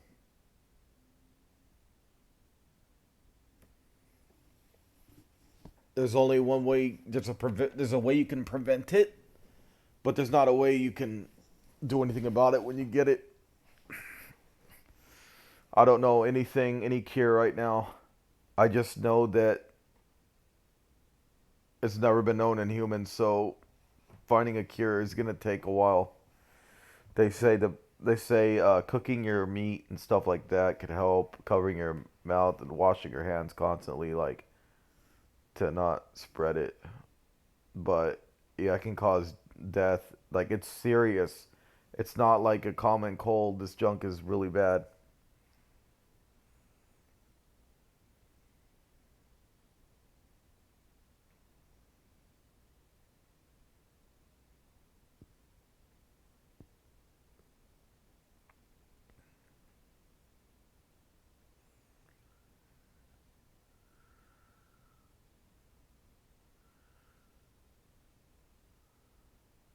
I never go outside, so I don't come in contact.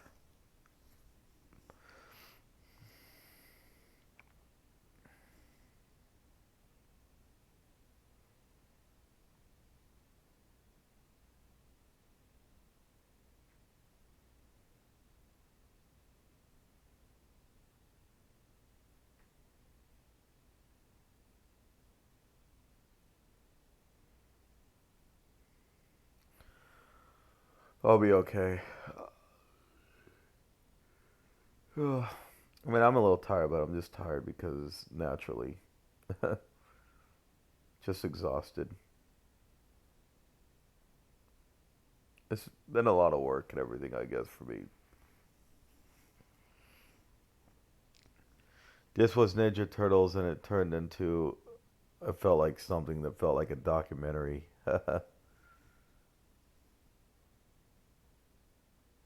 But anyways, it'll be all right. It'll be all right. And you know what, Charming, you're gonna be okay.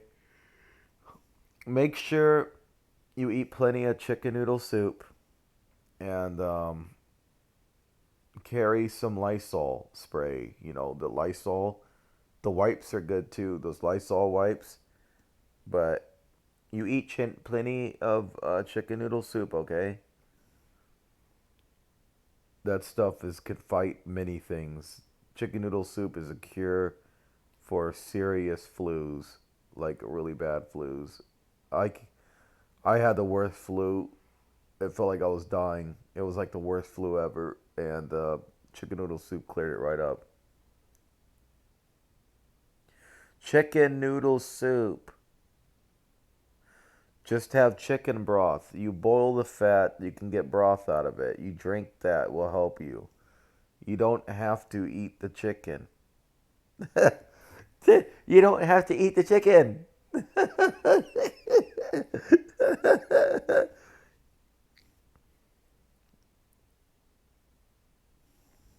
It's chicken broth. That's a healing factor. If you don't want chicken, pick up some chicken broth. Simple as that. If you're afraid of eating chicken, drink chicken broth. Get the chicken broth at your store. If not, grab a chicken and boil it for chicken broth. But it's okay. It's not eating. It's just drinking the broth. It's the fat boiled from the fat. It's a liquid, and you drink it. It's good for you. It will help you. You need it, Charming.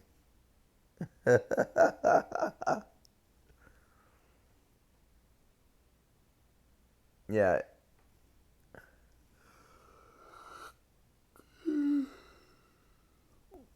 Even if you don't like it, you drink it. What you do is you take chicken with plenty of fat on it. You boil it in a little pot of water. You take the water and you'll see it looks all greasy and stuff. You take the water, or it looks oily, sorry. It looks like it's got oil floating. That's from the chicken fat. Well, you take that, you put it in a cup, and you drink it. Your mom will tell you all about it. It's chicken broth is what heals people from multiple things. It's a healing factor. Even if it'll stop the worst flu out there.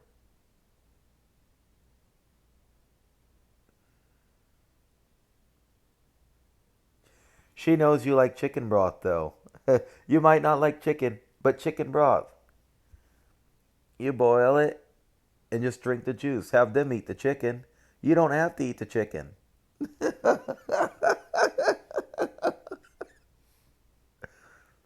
Just tell them you want the chicken broth.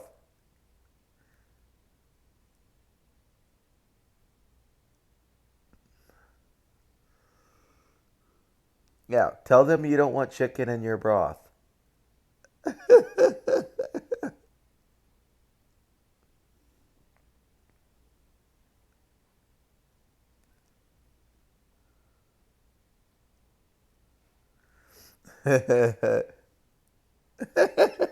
Charming, that's so funny. That's funny, Charming. It's okay. Yeah, don't worry about it. You can get an extract of it somewhere, I'm sure. Uh, Anyways, it works better than tea, and tea is awesome, but it works way better than tea. Tea only helps you. Different kinds of teas help you. Your immune system maybe, but chicken broth actually has something that fights. Chicken broth actually has something that fights all the bad stuff because of the fat. It's the chicken fat. The chicken fat is good for you.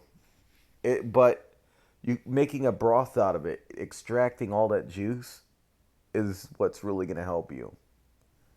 That's why If you get the flu, oh, if you do get the flu, you drink chicken broth.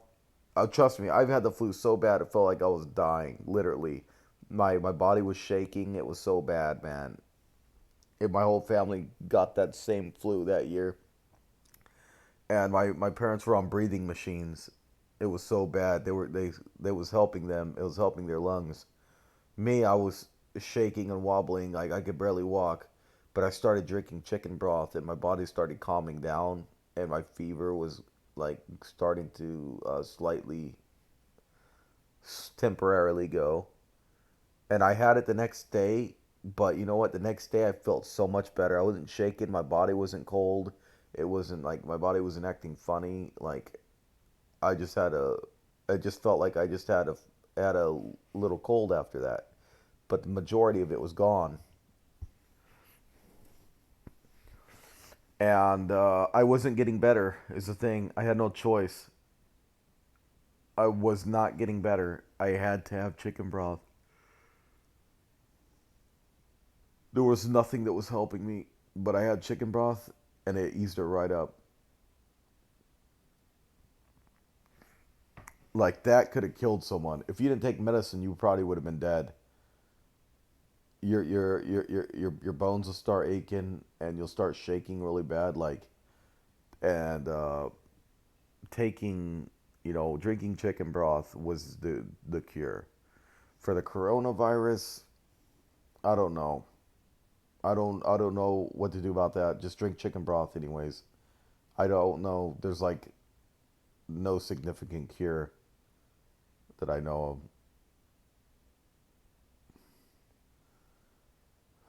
Oh well. But once you know that once you get a virus and your body gets immune to it, because if it stays in your system long enough and once you heal from it, you can't get it again.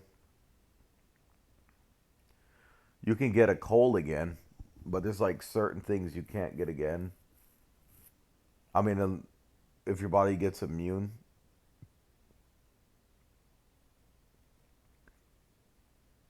the coronavirus is not going to be something that you could just. That's the sad thing is, you're going to have a requirement that everyone's going to have to go in for that shot. It's going to spread like AIDS.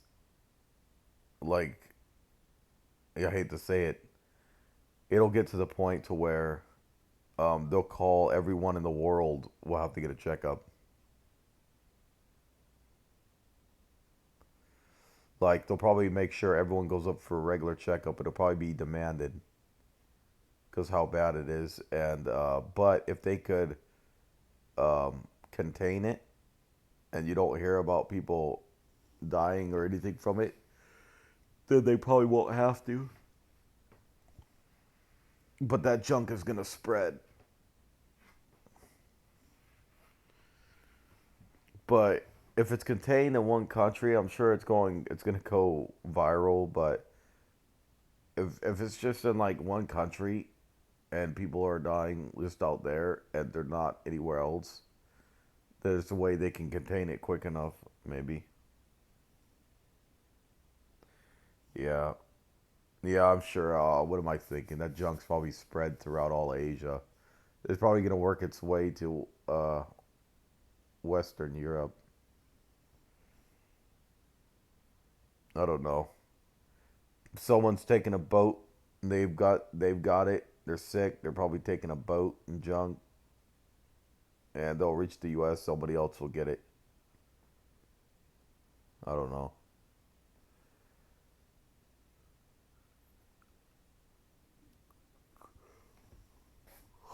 Oh boy. Well, I guess the best thing you could do about the coronavirus is make sure that you're not struggling, to breathe, respiratory problems. Shoot. And you see, why in the world did I quit drinking? Why in the world did I quit drinking? When that freaking thing is gonna ruin people's liver anyways. They'll get like, what is it? was it liver failure, kidney failure? Don't matter. And you don't even get to drink beer, and you're gonna ruin your liver.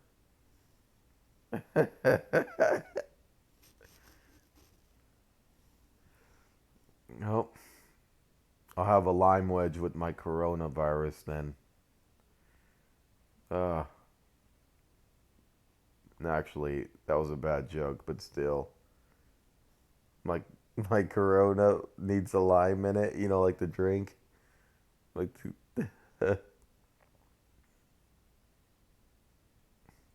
I guess that if it does work its way out here, I guess that's what I'll say. I'll have a wedge of lime with my coronavirus. Oh, I hadn't had a drink in quite a while.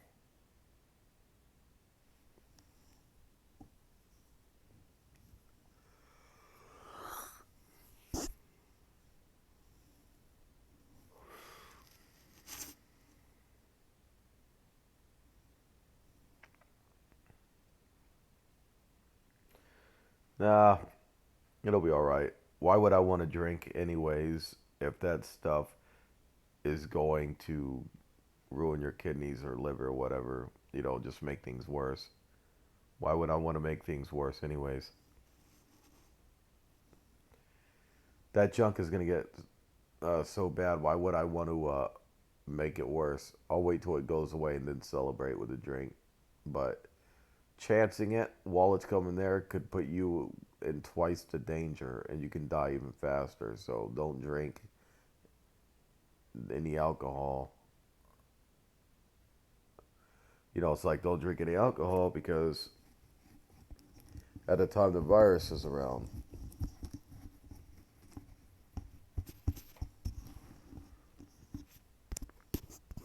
Because you don't know the liver damage or kidney damage that thing's already doing.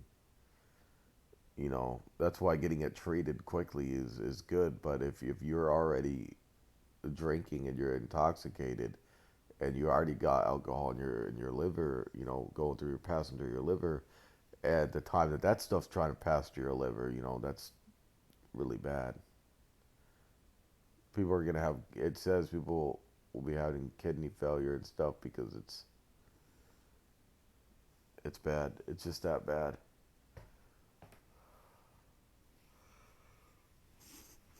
They just need to border up the entire country, give everyone a proper shot of a dose of something that can help them, and then once everyone is helped, have them wait it out just a little bit, and then let everyone travel again. It's no big deal, you know. I think the same that any country should do that. Even if the U.S. had gotten the most serious, newly discovered something that was like so terrible, I wouldn't want them leaving and infecting other people. You know, I know that they'd be in this country infecting us, but they're already going to get infected out here anyways, being out here. Why would I want it to spread to the rest of the world, you know? Um, because that's all it's going to do. It's not going to help a solution. At least we can contain it from going around and making problems worse.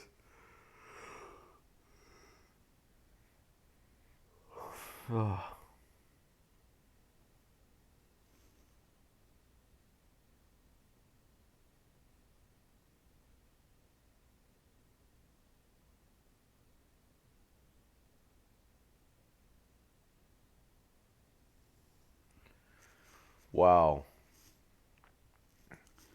That's a lot of countries. Holy smokes.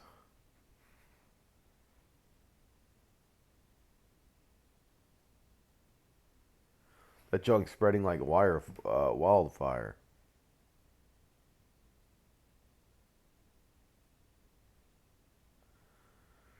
Well, I'm sure it'll. No one panic. It'll be fine. Just someone will find a way to contain it. You know that we have the medicine to the curious thing ever. Like we have medicines that'll cure the most simple thing ever. Well, it makes everything feel so simple at least. But without the medicines, you're doomed. For instance, like smallpox is deadly as heck.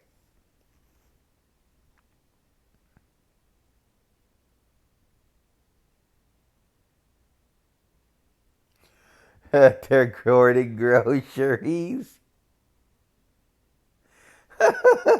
They buy all the food. They buy all the food. You need chicken broth? You need chicken broth?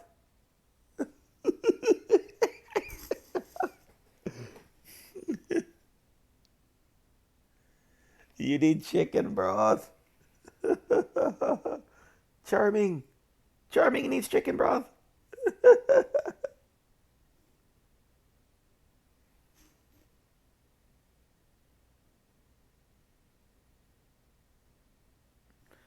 Why? Are you kidding me?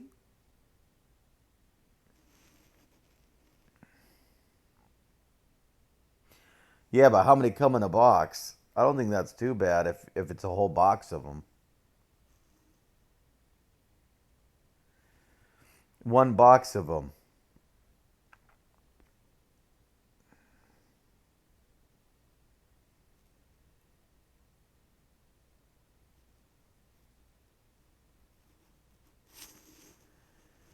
What? Is that the same as having a painter's mask? Because we have painter's masks. We can get those for like $1.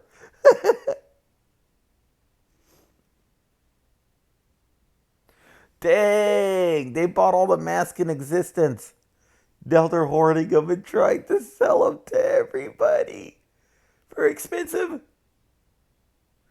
Because they know ain't nothing gonna happen. They know they're just gonna make money. And, they know exactly what's gonna happen. Everyone's gonna be fine. Two people die and the world freaks out. Ah, the corona died. Do you remember the same thing with that freaking, what was it called? The swine flu. You remember how deadly that was? And it's like it was all over the news. 2 people have died from the swine flu. The world starts freaking out because, and one person was really old and the other was like an infant. But the world started freaking out. But those people, it got them because how frail they were and everything. But everyone else was fine. Like, and I felt bad when I heard about the infant though, but I did feel bad, but I realized the swine flu can't take out the strong. It was only taking out people that were frail, or so I realized, well, obviously there's going to be a cure for that junk because, you know, it's, it's weak. Like, it's deadly to them. I mean, it is a strong virus, but you're not going to hear about many people instantly killing over. I mean, you hear about a couple deaths. I think there was like a total of like 7 deaths that I had heard of, and that was everywhere. Like, I don't know throughout the entire world, but I knew about in the U.S., but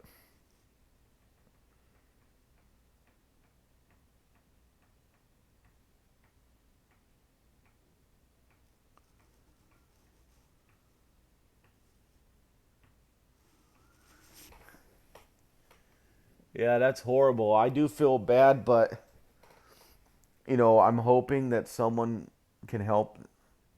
You know, we have to worry about them finding a cure for that. Because babies they're the future of this world. All the infants out there, what they're going to get, they can grow up to be the most brilliant people that can possibly save humanity, from stuff like this. For every person that dies changes the future. The entire future gets changed every time one person dies. That changes the future. Imagine if that one infant could have changed the world, but was intervened by that virus. That's a terrible thought.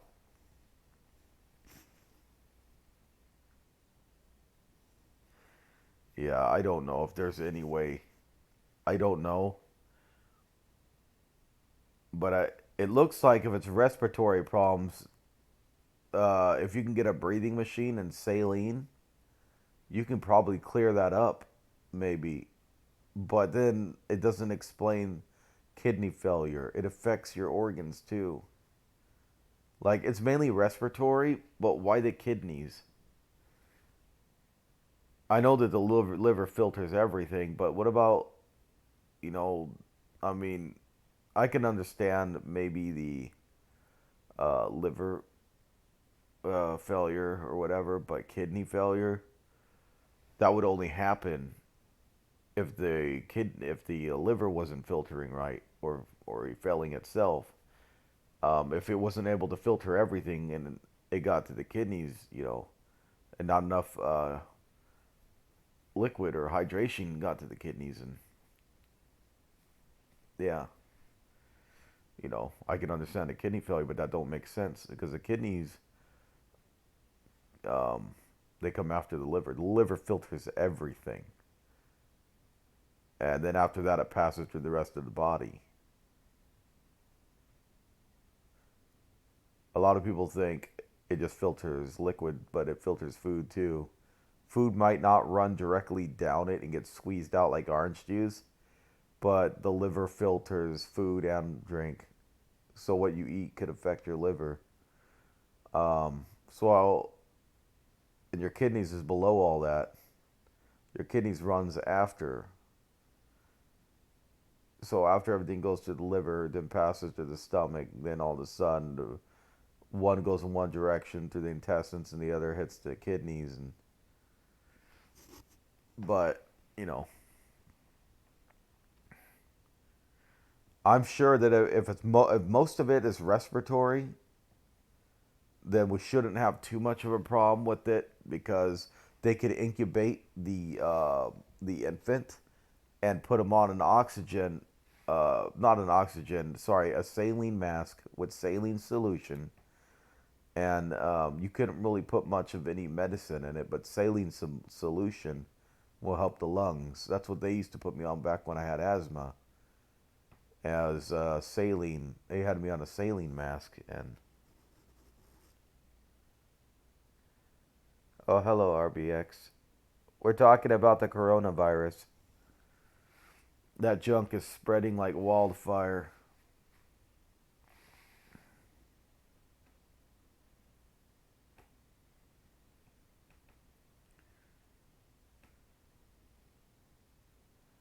But I think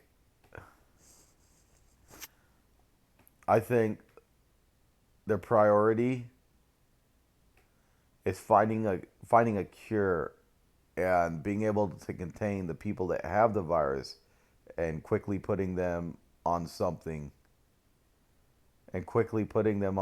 to help them with saline masks, keep on that as long as they can, and at least give them plenty of tons of antibiotics and stuff like that, and not just antibiotics, but like a lot of vitamin C to boost up their immune system. Because something during this that bad, you need a lot. Like, we're talking, you're gonna need at least 1,000 milligrams of vitamin C. You know, that stuff is deadly. So if it does hit your area, the coronavirus, uh, I would keep a lot of two things on you: vitamin C and chicken broth until you can. That's and see a doctor. See a doctor and just make sure that you have chicken broth. That doesn't count as eating. You can drink chicken broth. That is a free food, basically. It is your body won't really count it as carbs. So I don't know if any of you have heard about the coronavirus. Any of you that have just came in that might have heard about the coronavirus, you guys be extra careful. It's like it's entered so many countries already. It's spreading. The other person left, but I'm sure they already know about it. Yeah. Yeah, it's gonna be fine. We'll be all right. Um, yeah, stay safe for sure.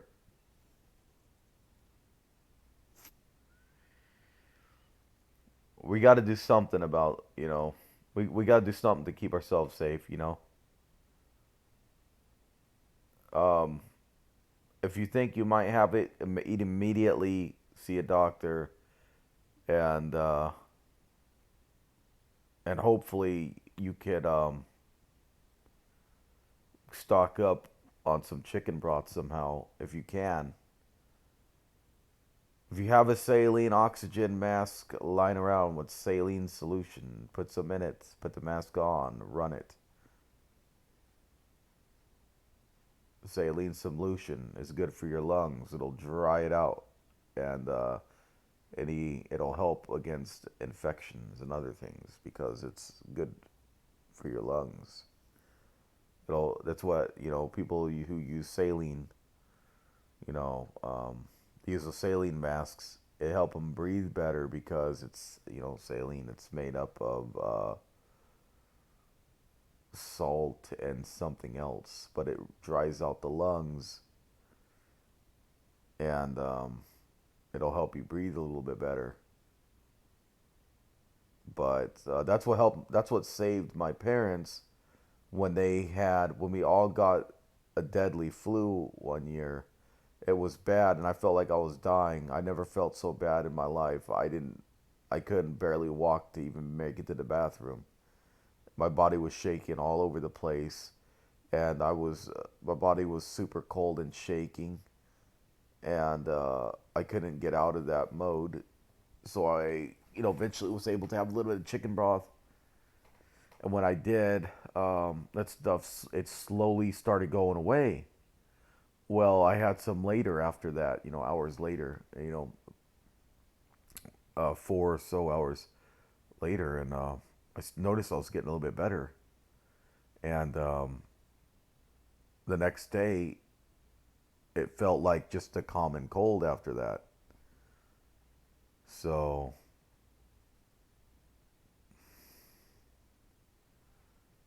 just make sure you guys are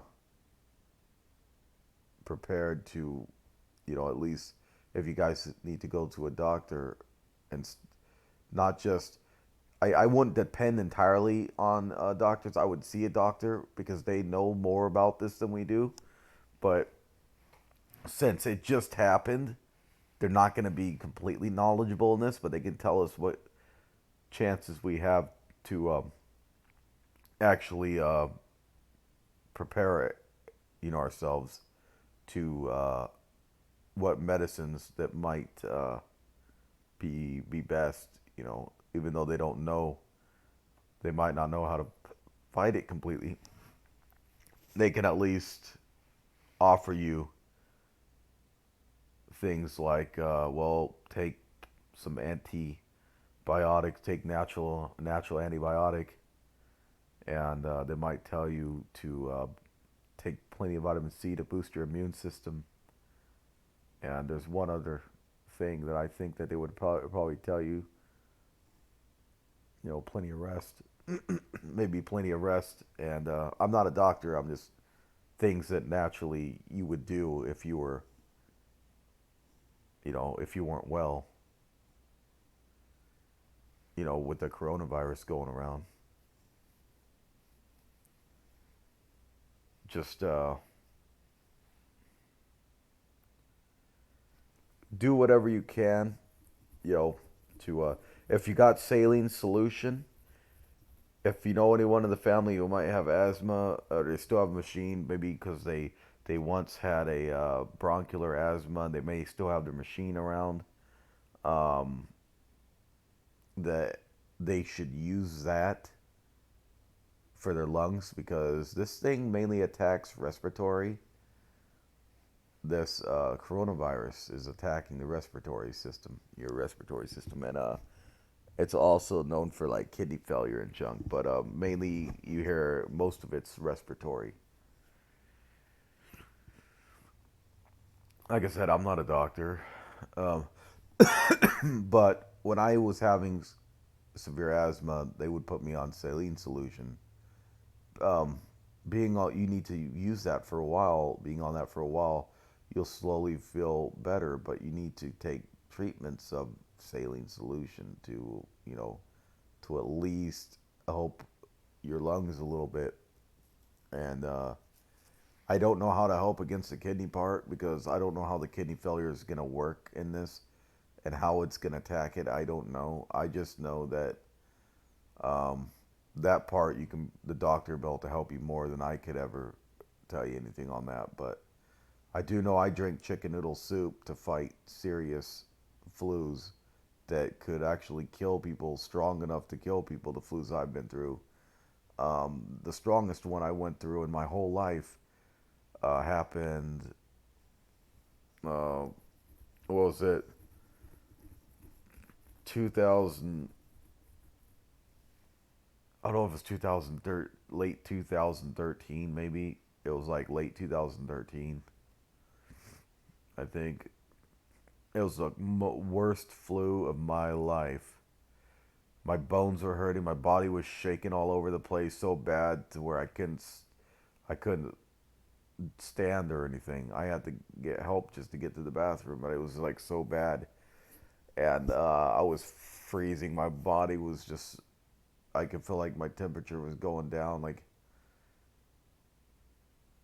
But yeah, I took chicken noodle soup is what actually helped me get over all that. And so that's why I'd like to help people that might be struggling through, if they're, would like at least a little bit of help to figure out what they should do.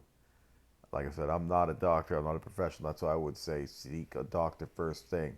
If you think you got it, don't wait around. Speak to a doctor. He might be able to give you antibiotics that could save your liver, maybe antibiotics for the liver, but I don't know if it's going to help against that, but I know it's better than nothing.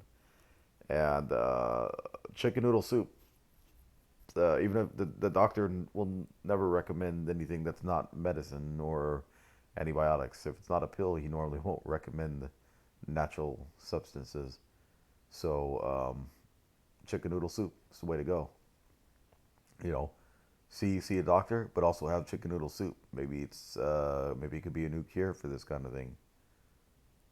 But doctors like you to use medicine and not chicken noodle soup. But people, if you talk to them on the side, I'm sure they'll tell you drink some, chicken broth anyways, just to do it, just to see might fight some of the infection, because chicken noodle soup, it fights serious flus and stuff. It's good for the flu. You don't hear people taking it for the common cold. You hear people taking it for the flu, but it can help you with just about anything. It's got properties in it, healing properties.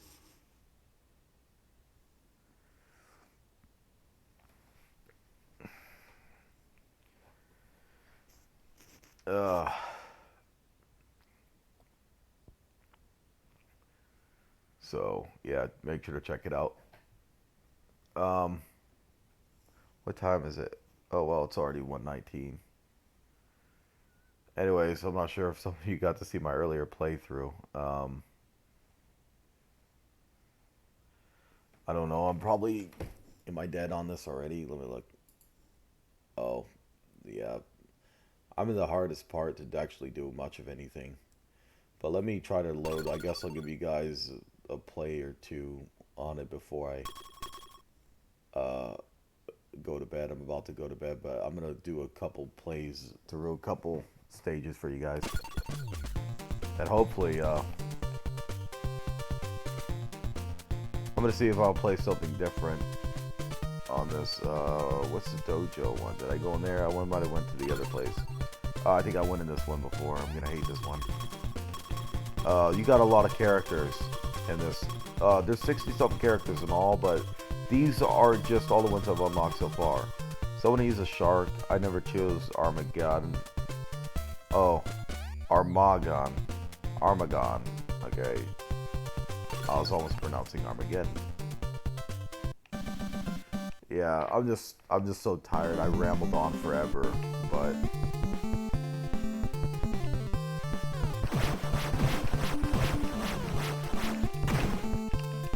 this character's actually really cool.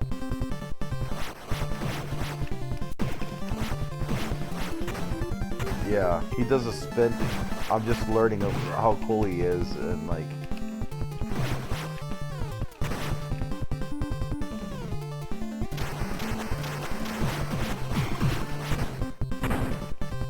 he's got some crazy range. His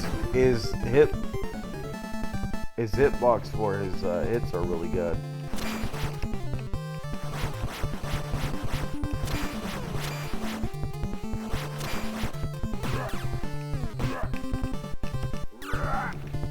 Oh, that's a neat move.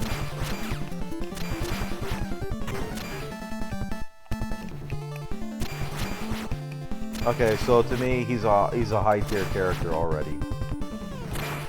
I don't know about the other characters unlocked, but he's definitely high tier.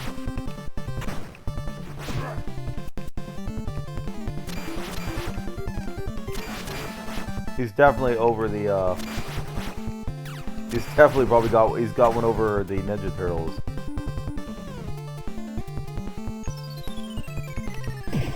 Because he's got the same power, strength, and everything, but he's got crazy reach, and he's got a fast drill move.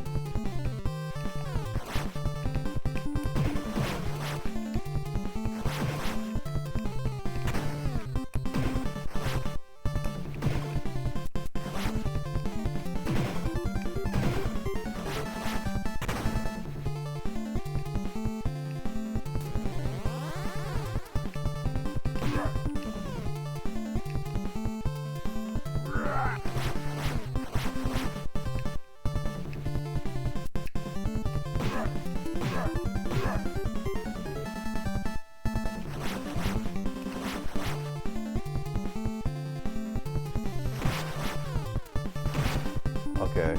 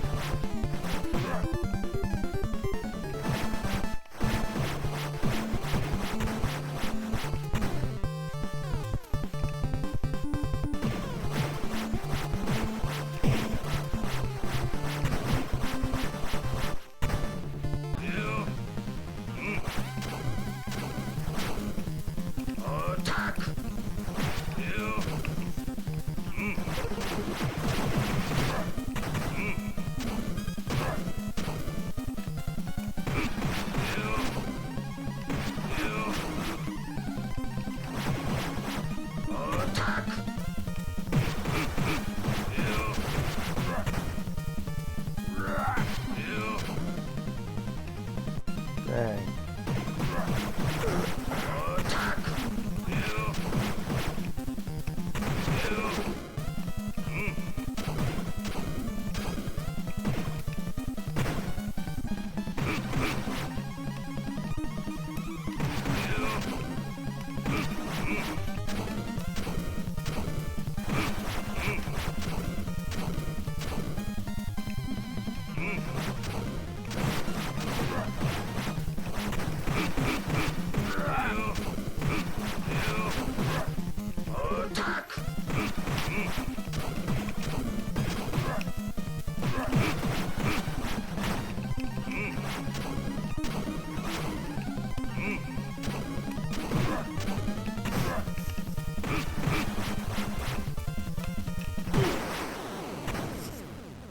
That was rough. Because I'm doing this with one life.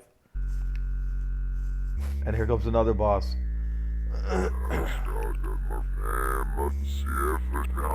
This is going to be impossible. Boss number 2.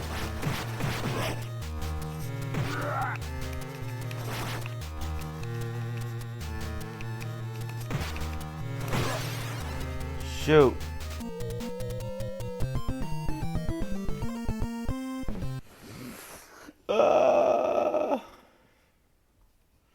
We tried.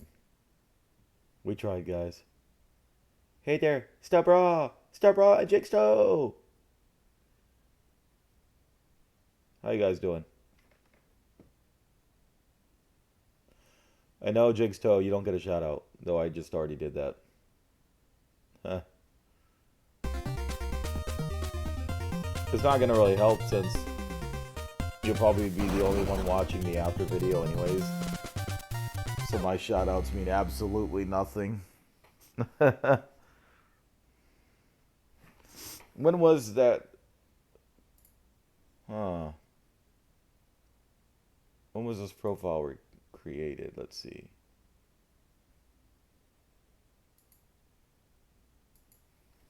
Let's find out.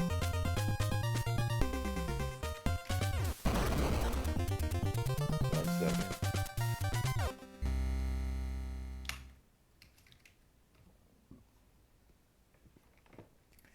I see. He's a Roblox player. Well, I'm not a Roblox player, buddy. That's one thing. I don't play Roblox. You guys probably looking at my channel saying, I know you, you lied. At one time, long ago, months ago,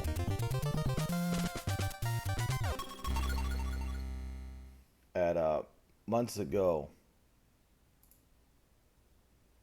but I don't. Yeah, I've never been a Roblox player. Months ago, I did streams for giveaways, and I did some stuff in the levels, but I never considered myself ever once did I ever tell anyone I was a Roblox player. And you can look in my past, everything, you'll never see. I was never, you'll see I was never actually a Roblox player from what I've ever said. I streamed it, and I did giveaways. I was a giveaway artist. And if I could have found other games, I would have jumped off that and went to other games for giveaways, because at the time I was really stacking up on people joining in, and I knew it could help my future by bringing entertainment. But I didn't like playing Roblox. It was repetitive, you know. But for me, it was just repetitive simulator. I don't hate it, you know. It's just I only seen it as entertainment. It was a nice source to make video content on, and I seen it as good footage. It was nice making the videos. For playing the games, it's just not my kind of game. I like RPGs, guys, and classics. Most of the stuff I play, look on my stuff. I like Raft. I like Elder Scrolls, and I play classics. I don't play Minecraft. I don't play Roblox. I don't play any of those free building, come build it games, you know. Um, all that stuff that you gotta sign up. I've been there, done that. I don't know. I like the Elder Scrolls. I'm a big fan. I played them all except for the online, and I own the online one, which is funny. Fortnite, okay, that is one game, but I don't have to sign up for that on Fortnite. I'm already a member on what's it called? I'm already a member on what I'm already a member of Fortnite on what's it called? Epic Games. Sorry, what am I thinking? Epic Games. Yes, I do play Fortnite. That is the one free game other than that was the one free MMO that I do play. Normally, I stay away from a lot of the free games because you get beggars on there. That's why I don't go to Roblox because it's filled with nothing but beggars.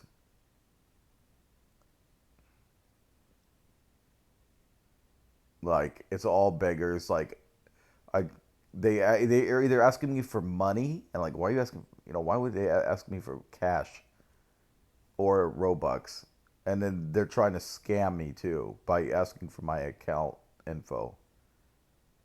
And like that's the majority of them too. That's not even funny. But they're either asking me for stuff. Like you don't ask. That's rude. You don't ask people for money and Robux and stuff. If you don't have the money to get it, then wait till you get the money to get it. If not, get a job. You know, I know it's sounding a bit harsh. I'm probably getting every 10 or whatever year old's gonna try to spam me after hearing that, but forgive me. Um, one thing is on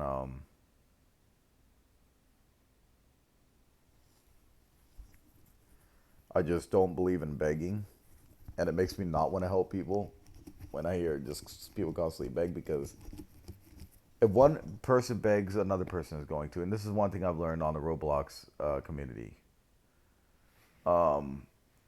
Even famous people get begged for. Believe it or not, the famous people playing Roblox get begged. Famous YouTubers like Poke and all that, they're getting begged. I see the messages, will you give me Robux? Like, Robux costs real money. That's currency. That's asking for money is what you're doing.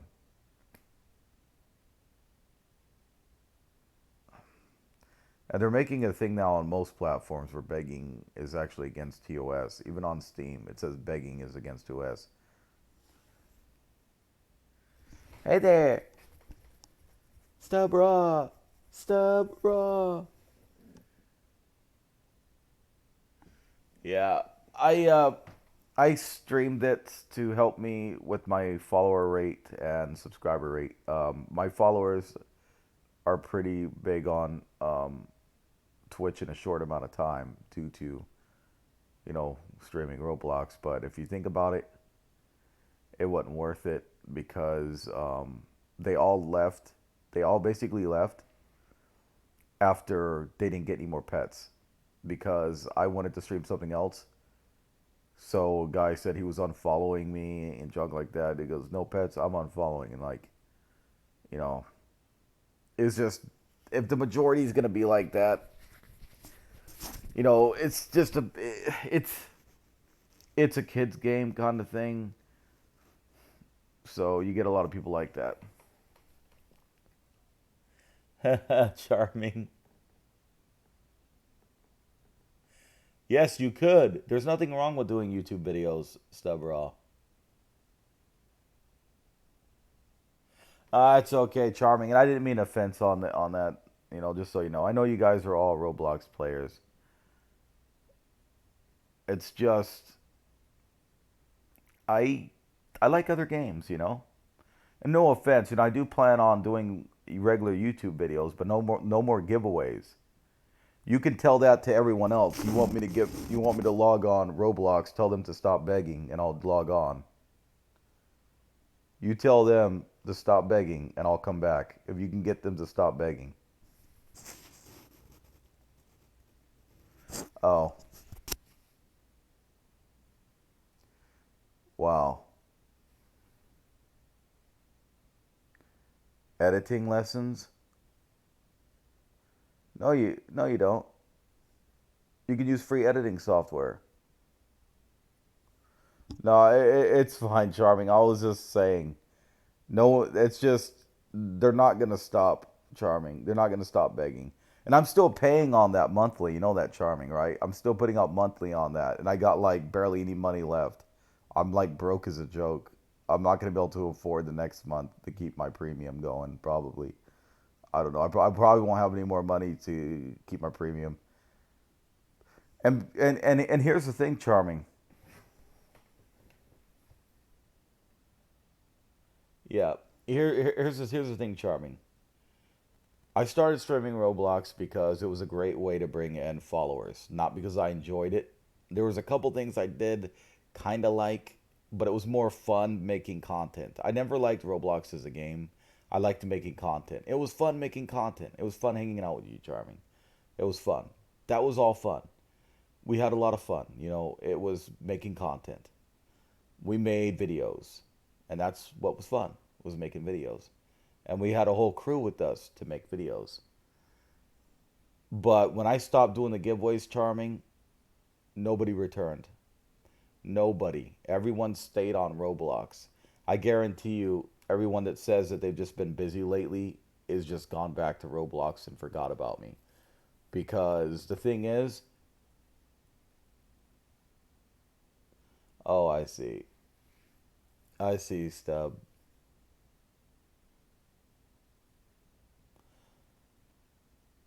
Oh, you can download free software, Stub. They got a royalty free software that you can create work with and claim it as your own. There is free software out there without the watermarks too. It's open source though, you know. But you can still use open source. I'll just call you Stub, because I'll never remember that. And that makes me sound kind of fruity, because forgive me for using the word fruity. I don't mean to offend anyone. Uh, I don't mean that kind of way, but just coming from a straight guy that is staying calling him by a nickname like that, like Cupcake, calling someone Cupcake. It's like calling another guy Cupcake. It's just not right. Calling a guy Stubbsy is like calling a guy Cupcake.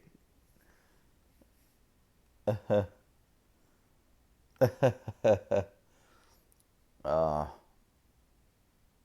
One thing I am big with streaming though, and when I do go back, I'll get a lot. You guys should check out Secret Neighbor. Secret Neighbor, I was once the world's top streamer on Secret Neighbor. Believe it or not, I had like what almost 2,000 hours I think on there, watched hours just on Secret Neighbor alone. Secret Neighbor is probably going to be the next best thing for you guys to Roblox. Secret Neighbor, it's like a Hello Neighbor, but you can play with all your friends, and it's really fun. I have 122 hours in that. 122 hours on that game. And I would stream it daily. I'm telling you, the amount of people that I got on Secret Neighbor, I usually averaged, I would get up to like 19 viewers or so on Secret Neighbor. So I became the world's biggest. I was number one on Twitch for a while in the whole world.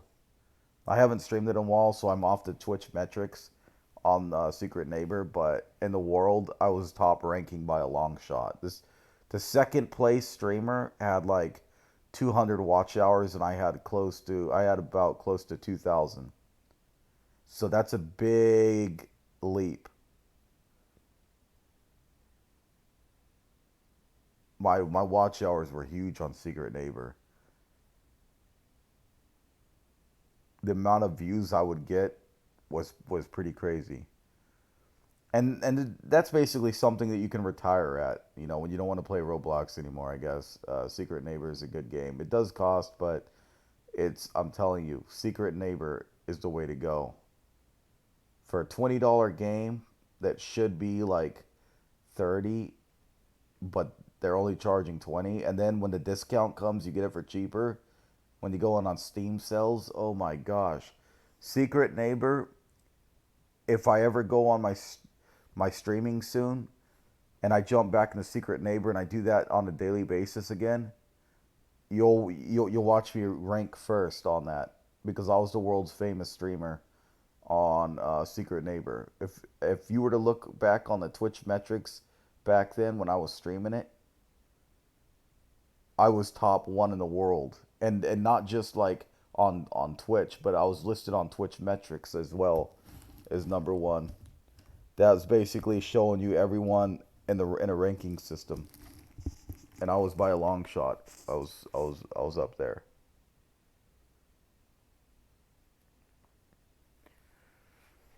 If you're a good Fortnite player, why not stream it? You know, Fortnite's a good game. It's professional. It's very professional. I have so many issues with Roblox. You know, it's mainly on how the game's being developed more than anything. Like, they're like, okay, hackers could crash you in there like really hard. And for all these years, hackers are still on there. They're still getting to people's private servers, which they pay money for. They did that to me. I paid actual money for it, and they would come in and attack us. And, you know, that's just stuff I dealt with on there. And I'm not going to put money into something that I can't control. I can't control my own private server. They can let hackers take over my private server that I paid money for. Forget it.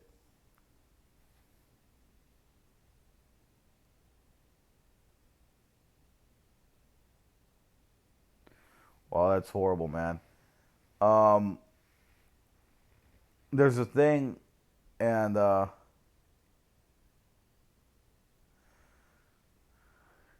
it was Preston by Preston Mobile. Well, you know, he's Preston Plays from Minecraft, but he also does Roblox. Preston Mobile's account got hacked, and I don't know if it was, but he seemed really upset and pretty serious about it. And he asked the audience to please help him if they knew who hacked his account. And his account was hacked.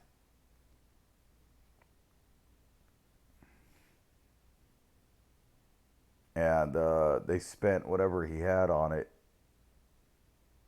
And he was really upset about that. It costed him a bit of money for what he had. But somebody hacked his account. He had 10,000 Robux, which that's not what he was mad about. It was he had a lot of stuff that somebody came in and they vandalized his whole account. And he goes, the 10,000 Robux I had on there isn't much of a deal compared to what they actually did to his account. So it's not safe on there anymore.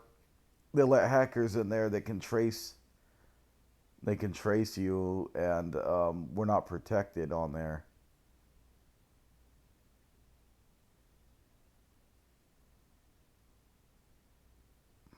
You know, people can get other people's IPs and stuff through there. That's not cool. That's not.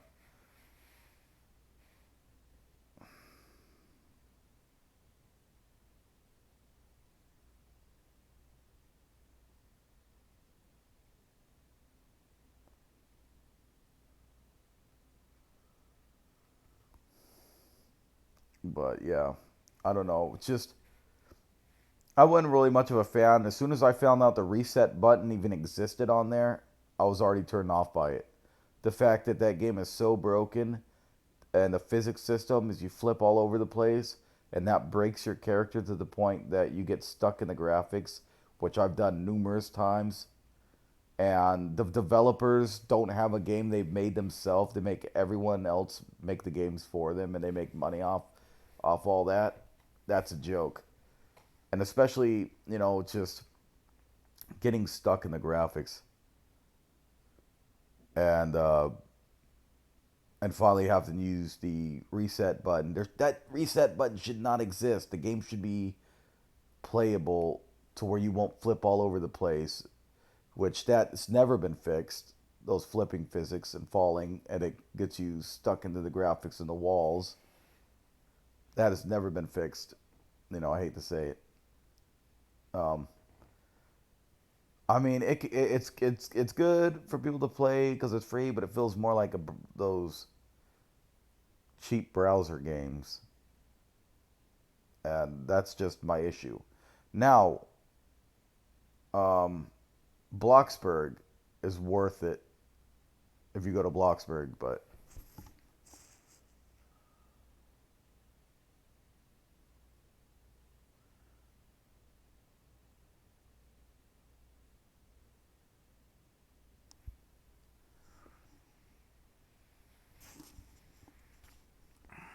I mean, if people don't have money to play games, they want to jump on something like that, then by all means do so. But I know a lot of better free games that feel more like paid games, and you can also get games for free on Epic Games. That's one thing about Epic Games is you can get them for free when they get released. They'll give you every week and a half at least they release free games on Epic Games. I've already got a whole library of free games from games that went on sale for free, and I ended up getting a whole library full on Epic Games.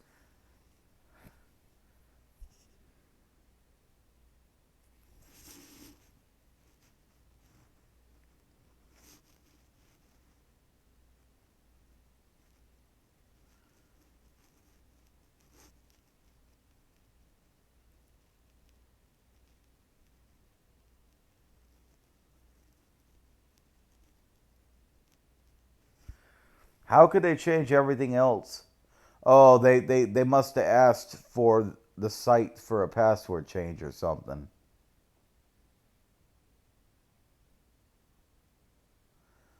Wow. Thank God I got multiple backups protecting one email.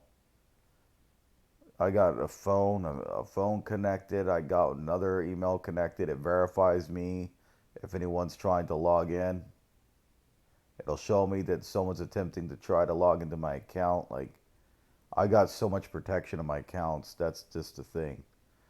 You always get multiple protections. Never use the same password. Make sure all passwords are different. If they're cracking the one thing, they have to try to crack into the next. Don't use the same password for every little thing. Use at least 3 or 4 different passwords.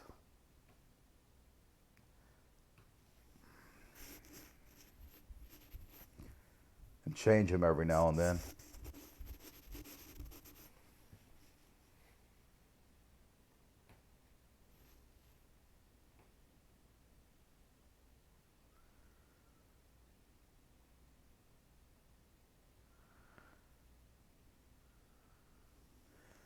Yeah, but you also might have left your screen on when you went out of the room, and maybe someone in your family might have played a prank on you. Either that, or one of your friends walked in and seen your screen. You might have minimized it. Okay, Charming. Charming has to go now. Charming. Okay, Charming. I'll see you later, Charming. You take care of yourself. Yeah.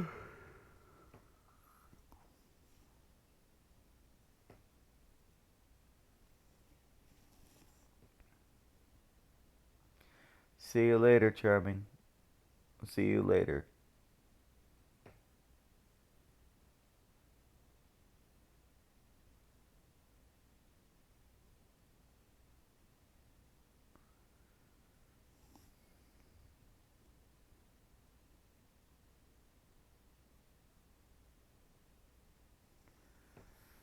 Yeah, but one of your friends might have peeked at it, I know a lot of us think that someone would never do something, but I've learned the hard way on certain things. You know, not to put your trust, not to put full trust in everyone. You know, people you can trust that you've been around long enough that that's never happened before around that person. That's a different story. But maybe one day they could change and they could end up doing that. You know, you're not supposed to trust anyone 100%. You know, if you did, that would make you a sucker for everyone out there that would target you.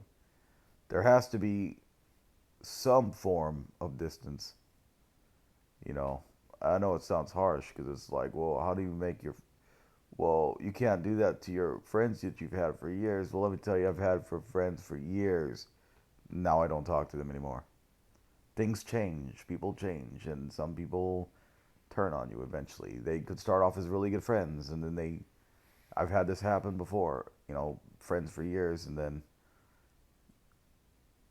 they just don't want to be your friend anymore. They tell you, this person, once a friend told me he didn't want to be my friend anymore.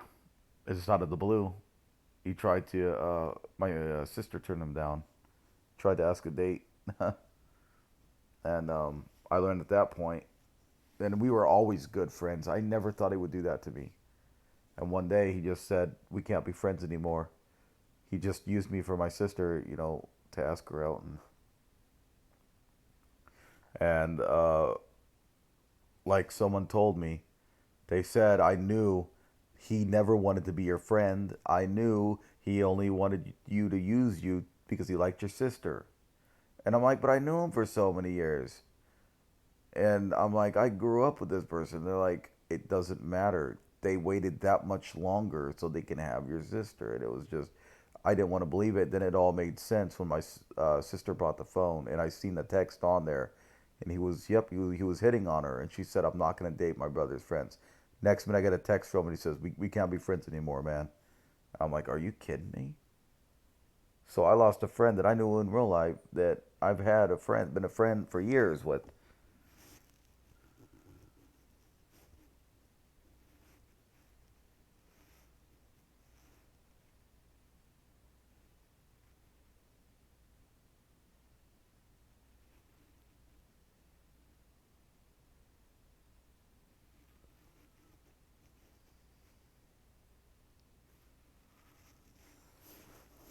Yeah, that's smart.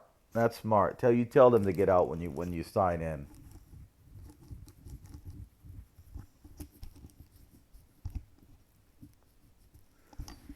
Remember what the Bible says.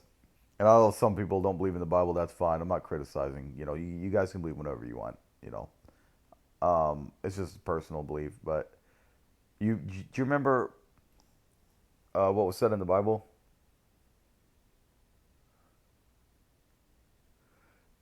It says, "Put your trust not in a friend, nor in a brother," and it says, about putting your trust in God." Yeah, yeah. I'm Christian too.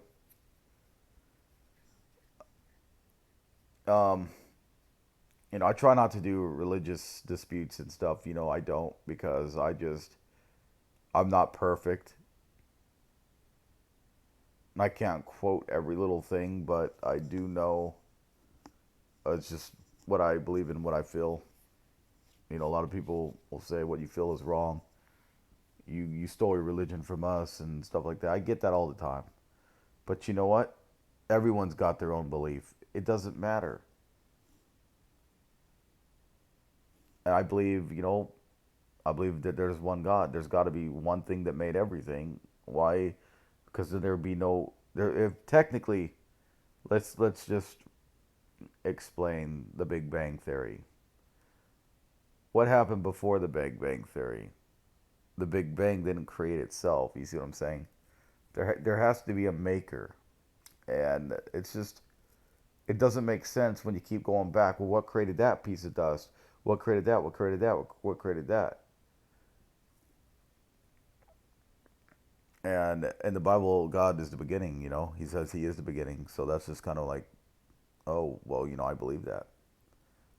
You know, if he's the beginning, then obviously he is the beginning. There was nothing before him. It just, I know it doesn't make sense to how did you get to that point in time then. But if you think about it, I could say the same for the universe. And the only thing that people can find safe about the universe is the universe just goes on forever. And I'm like, how do we get to now? You know, where did it all start? Yeah, there has to be a creator. Because how do you explain to when the beginning started? Well, before the Big Bang, how did that start before the Big Bang? How did that piece of dust get there? How did that atom explode? You know, a lot of people think the Big Bang was a big bang. But a big bang and a little tiny atom exploded, which created all that. An atom went haywire. Well, what happened before that atom? Before that atom existed, atoms don't live long. What happened before all that, you know?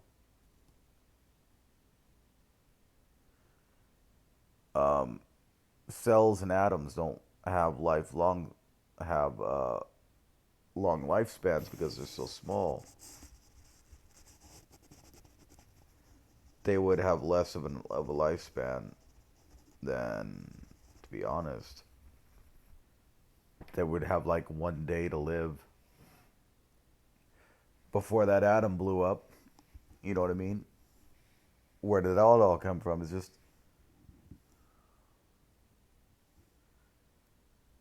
and it's just, if people keep bringing up science, this science that, you know what, everything's a science anyways. So choose and pick. You're either gonna believe that, you know, and I'm not saying there wasn't a Big Bang.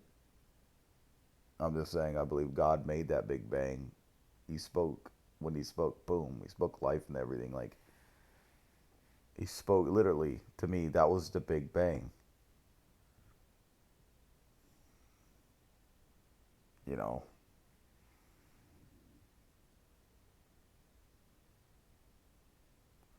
Nope. God didn't name uh, most things. People named it. Yeah. People named everything. The moon, Saturn, all that stuff. They named the planets.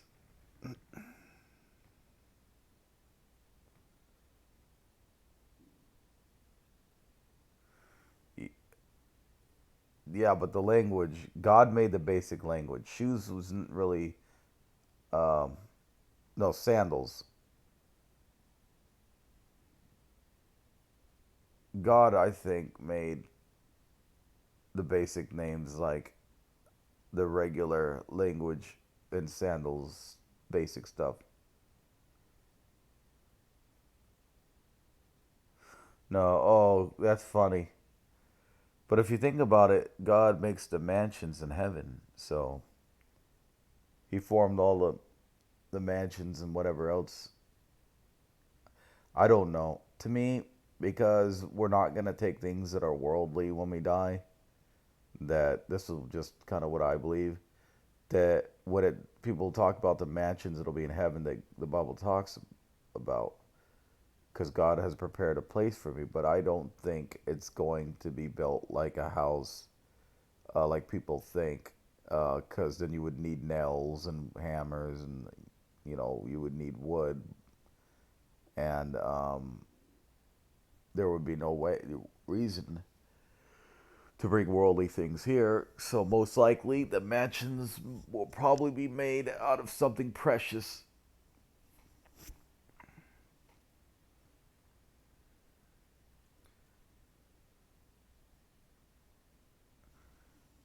Because if you think about it, um,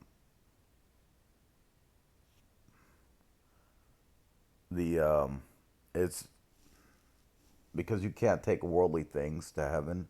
There won't be nails to build houses with. So how will houses be built? So what I'm thinking is the houses will be made out of something precious. Maybe like beautiful, some kind of beautiful stone that might carve the entrance, and you know, something, just a magical door and all that. Those are the mansions. Or maybe the mansions are planets. We get our own planets. I don't know. I really don't know. Maybe heaven is a place with lots of planets, and everyone's mansion is their own planet to live on. You know, it's just something that I can't say because I don't know.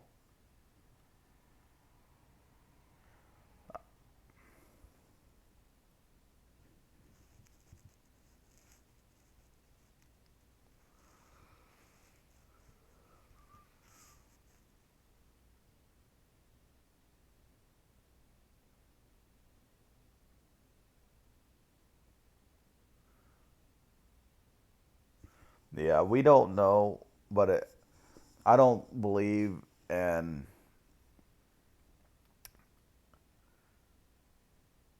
I guess I don't believe in reincarnation and the flesh, but I believe that there is a spiritual, like, instead of reincarnation, I more of call it an ascending, that you want to ascend because the breath of life will be out of that. And let's just say that you do have cells on your body that attach to something else and they grow into something else and become something else. Um, if that were possible, because when your body dies, the cells kind of die too. And but maybe there's something living in your body that might survive, and that but that's still not going to that's going to be a little bit different because those are just bacteria. Now we're talking bacteria, and that's not going to create a new you. Bacteria has nothing to do with your body, you know, but your spirit, I believe, is another thing that your spirit will ascend. It's just,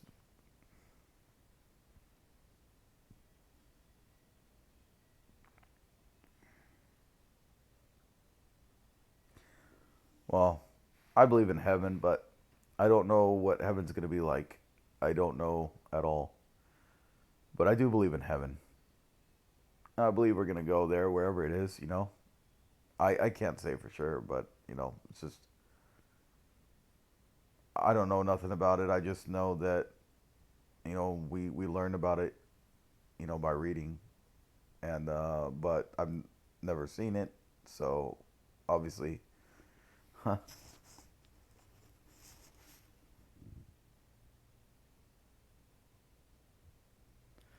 No, there's no negativity. Not in a place that's supposed to be perfect. There wouldn't be negativity in it.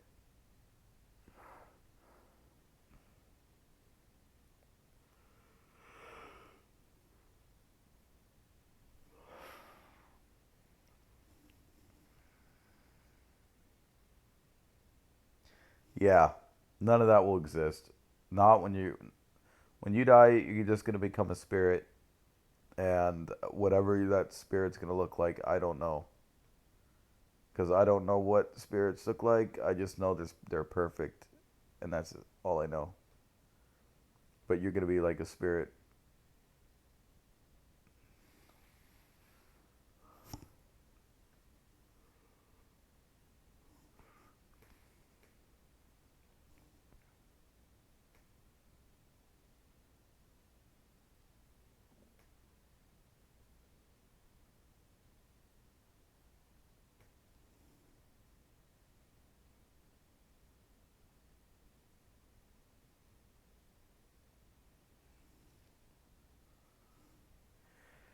Yeah, it's all gonna be fine though.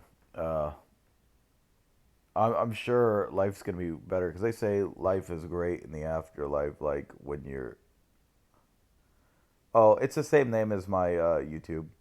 It's the same.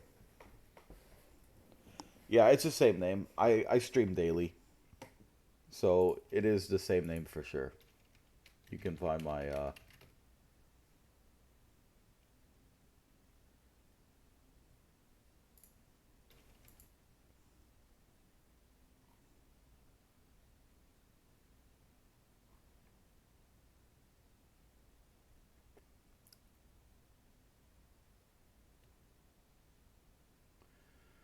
I'm just so tired. I feel like I wasted so much time that you guys didn't get to see anything that cool because I wanted to finish level. But I wanted to show you guys. I was just so tired that I don't know if I'll make it through. I've been having fun talking though, so I'm having more fun talking than anything. I'm too tired to make a playthrough, but I will tell you this much. Um,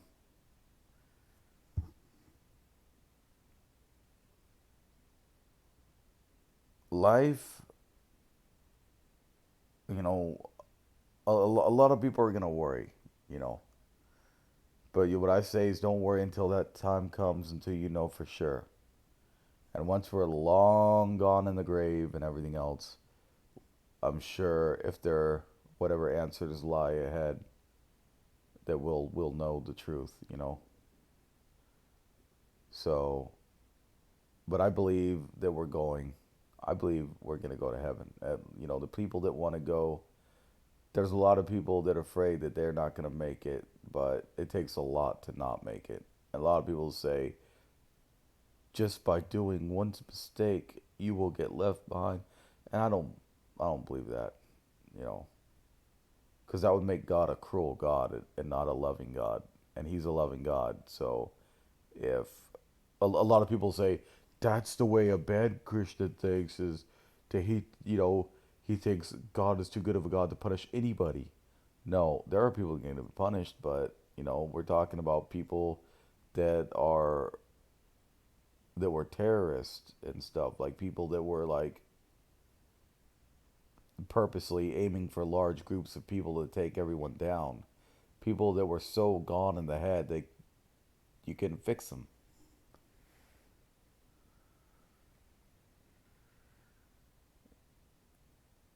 Yeah, but my name is the same on Twitch, by the way.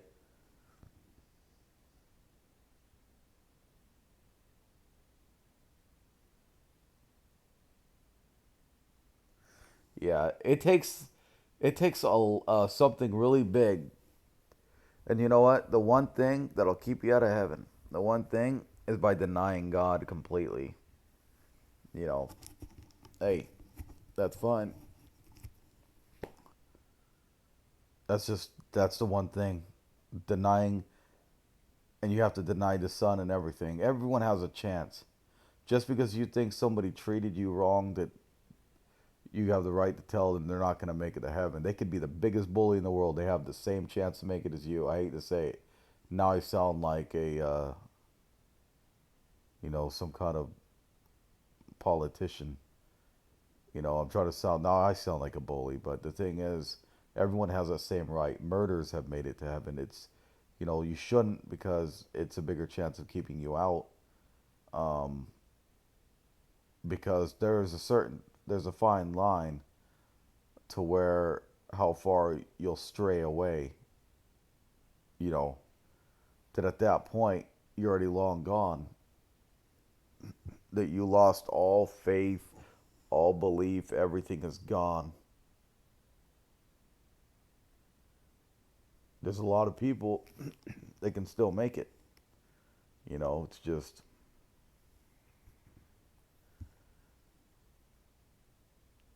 and some people who to tell you and they're relentless about it, that they don't want to go to heaven. There's people that tell you that they don't want to go. That's fine. You know, God let us to have free will. He gave us that option. So if they want to not go, then sure, why let them do what they want. But still, everyone has the ability to make a choice. You can believe it, to whether you want to believe or not believe. I'm not going to push it on anybody, because I love all people anyways. I don't judge people based on race or anything. I love people all equally. It doesn't matter what country you're from. I don't think differently from anyone. I talked to a guy that when we were, I talked to a guy and I said, "Are we allies?" And he goes, "No, not really." But he was still my friend. But he wasn't an ally with our country, and but they weren't. We weren't in war with them either. It, I don't. We didn't consider them enemy territory, but we weren't really like allies. It was more like neutral, I guess. and because the enemies were neighbors from them, and they didn't get along with them, but because they were so close that they could have been classified uh, as assisting, but no, I heard from him that they have nothing to do with that other country. You know, he was talking about it. He didn't like what was going on either. Oh, sure, you can ask me something. Go on, buddy. Yeah, you can ask me something. Go ahead.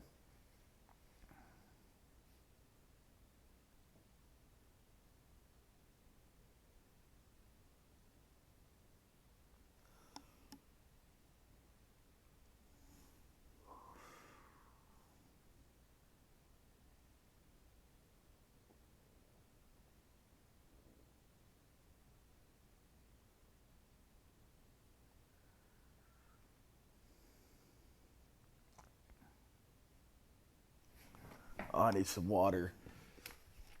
Yeah, go ahead. Oh, I don't care.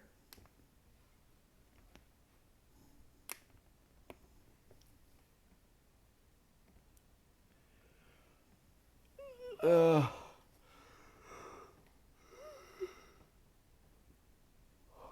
I play with really good people though. You can still friend me anyways. But when I'm playing with good players, that's a little different because I'm not the best, but I play with the best. My epic, it's the same. Cracks on. It's the same as my Steam account. Cracks on.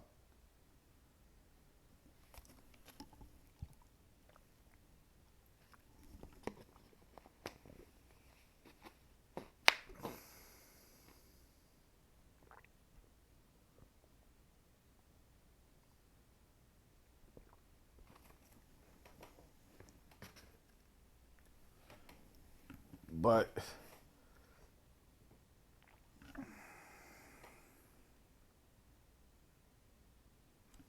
oh, sorry. I shouldn't. I should have never. I should have typed it first because I forgot that you don't know my name, my Steam account either.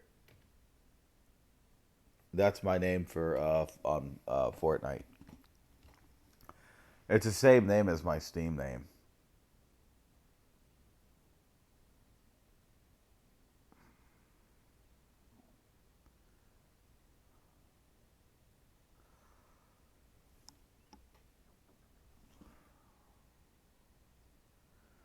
After this, I'm gonna get some rest.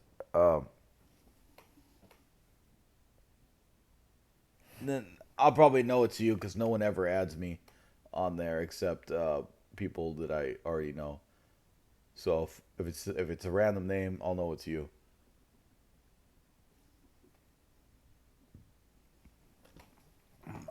I get a lot of people that want to friend me on Steam though, but I don't log on Epic enough to. But I do play Fortnite sometimes, just not all the time. You know, I play it sometimes because it's fun to play sometimes. I like the game. It's just I don't like it as much as the Elder Scrolls or anything, you know, like that. But I do like it. It's fun.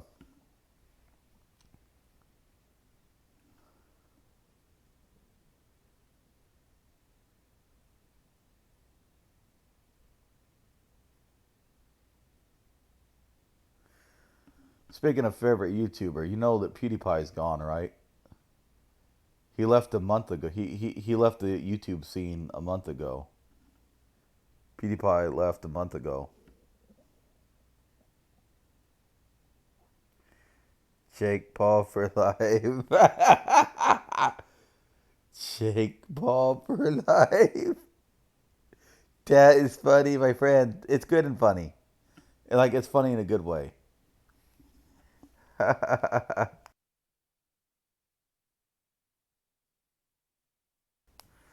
Oh yeah. He says he might be back one day, but he's been gone a month. He ain't coming back. Because he made his last episode extremely good. Like, he did the biggest clickbait in the world.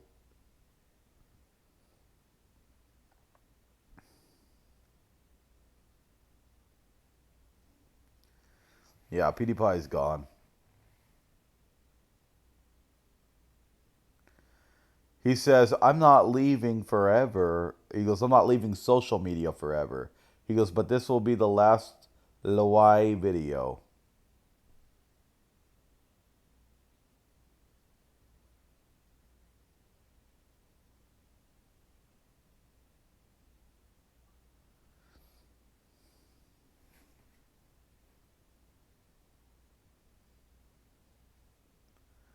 It shows him in a professional tuxedo holding a glass of wine to the audience.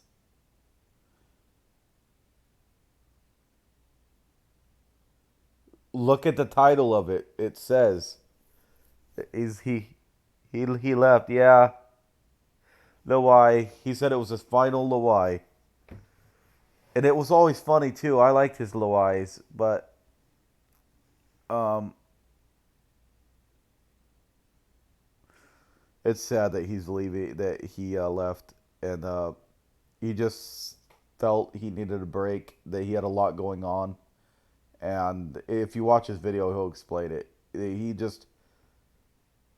He had a lot going on and everything. He said he needed a break from all this, and like um but yeah, he's like, I'm not leaving social media for good. He goes, but as for YouTube, he goes, I don't know when I'll be back. He's like, I don't know when I'll be back on YouTube, and like he's gone though. It's 1 month, not even hearing a single thing from him. Unless he's lying to everyone and he's actually going to do a movie and he'll be back in 6 months. You know. Huh.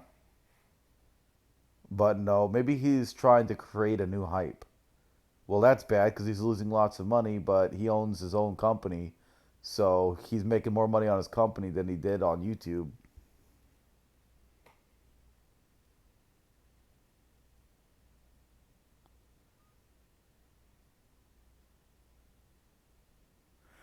Oh, sorry about that, buddy. It's gonna take a bit for me to play that because I got a lot of games I got recently and I want to play them all. So you're gonna have to wait, okay? And eventually I will when I get a chance, okay, buddy? And then we can do some Fortnite. That's a guarantee. I will not forget about you. We will be playing Fortnite. It's just I have some yeah, I just got some other games I still want to play. I've been playing some Elder Scrolls, so and Raft. I love Raft.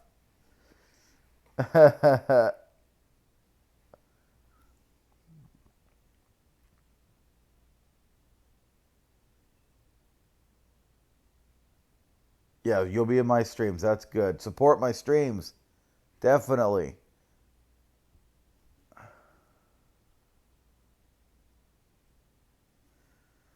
Uh because it's trying to stream Skyrim. It's it's sad trying to stream Skyrim, an audience of 1 to 0 people, but yet I go on Daggerfall streaming that.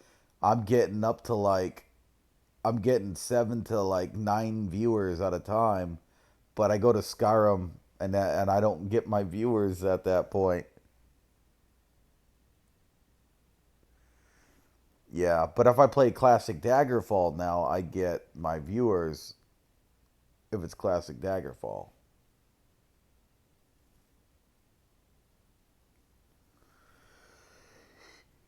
Skyrim though. Skyrim, I had a day where I was start to get people on there, and I've been streaming Skyrim each day now. But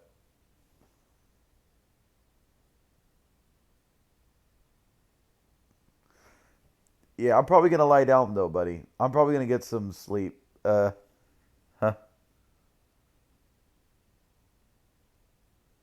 Oh, okay. Well, I'll stream later. Okay. I'll stream later so you can actually check out my videos. You can check out my stream later. I'm gonna lie down though, um, and I hope. Yeah, I'm gonna lie down though. At least the people get to see the part of the Ninja Turtles that was done. I just, at least they'll get to see some of it that I did, and I feel real bad because most of it I went on rambling, but it did have Ninja Turtles. You know, it's just I didn't expect to make this like a documentary about things, and I felt real bad.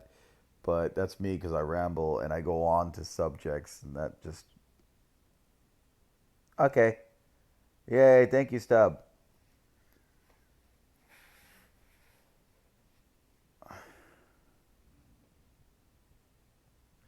Oh, nice, nice. Yeah, we need to get more people involved. We got to get more people watching because I need to jump into the big. I need to jump in with the big dogs and get up there on the list so I can make money. Either that or I can start a Patreon. You know,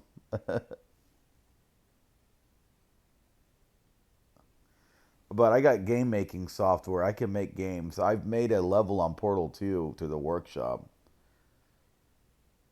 Uh, and I have like 22 subscribers on it on my Portal 2 level.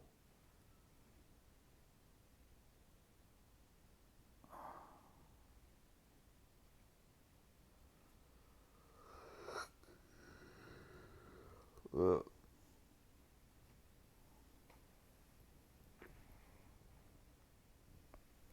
oh boy.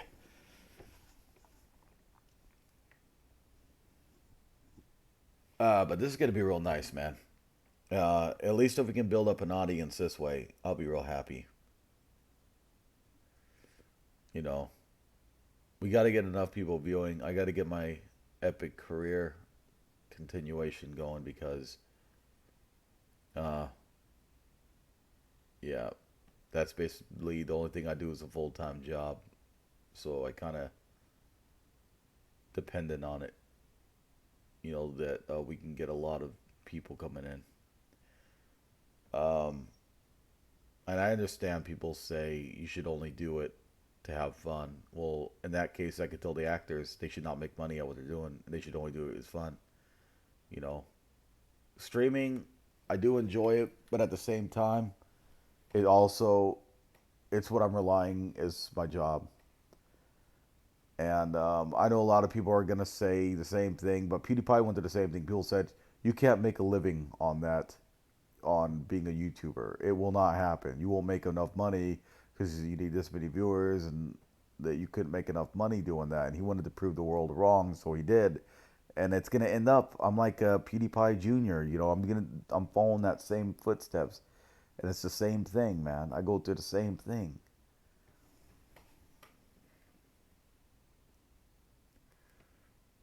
Charming's name is Blue.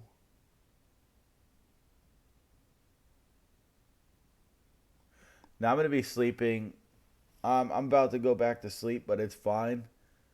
About to get some rest. I mean, not back to sleep. I mean, I'm about to get some rest anyway, so it's fine, buddy. And I'm sure by the time I wake up, I'll probably be moving around a bit before I even start streaming. So don't worry. I'll try to wait a little bit. And if not, I'll be on Twitch.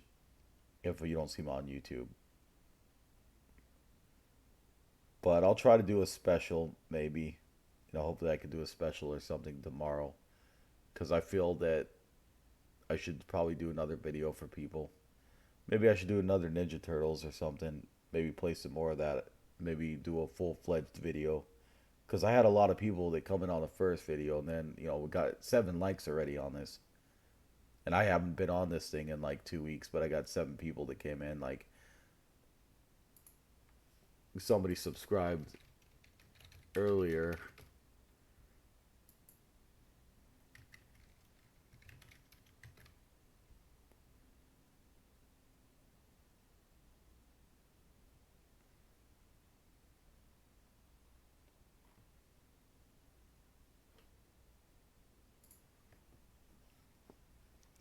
But anyways,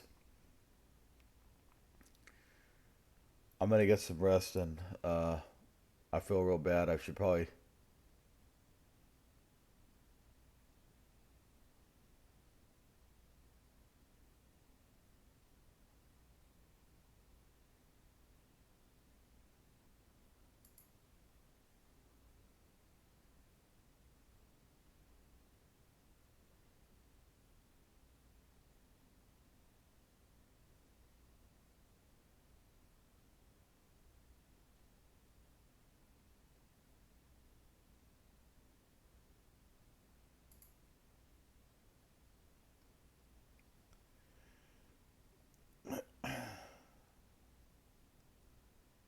How long has this been running? 3 hours and something.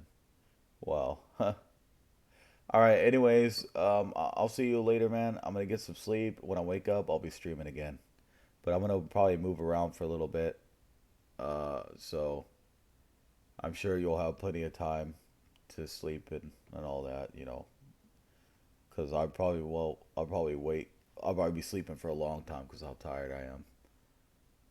All right, buddy. You take care. Thank you for everything, man. I really appreciate it. One day you'll be a big streamer too. You know, I'm gonna help you out, so I'm gonna do the best I can to help you out. And I'll see you later, Stub. You have a good one, man.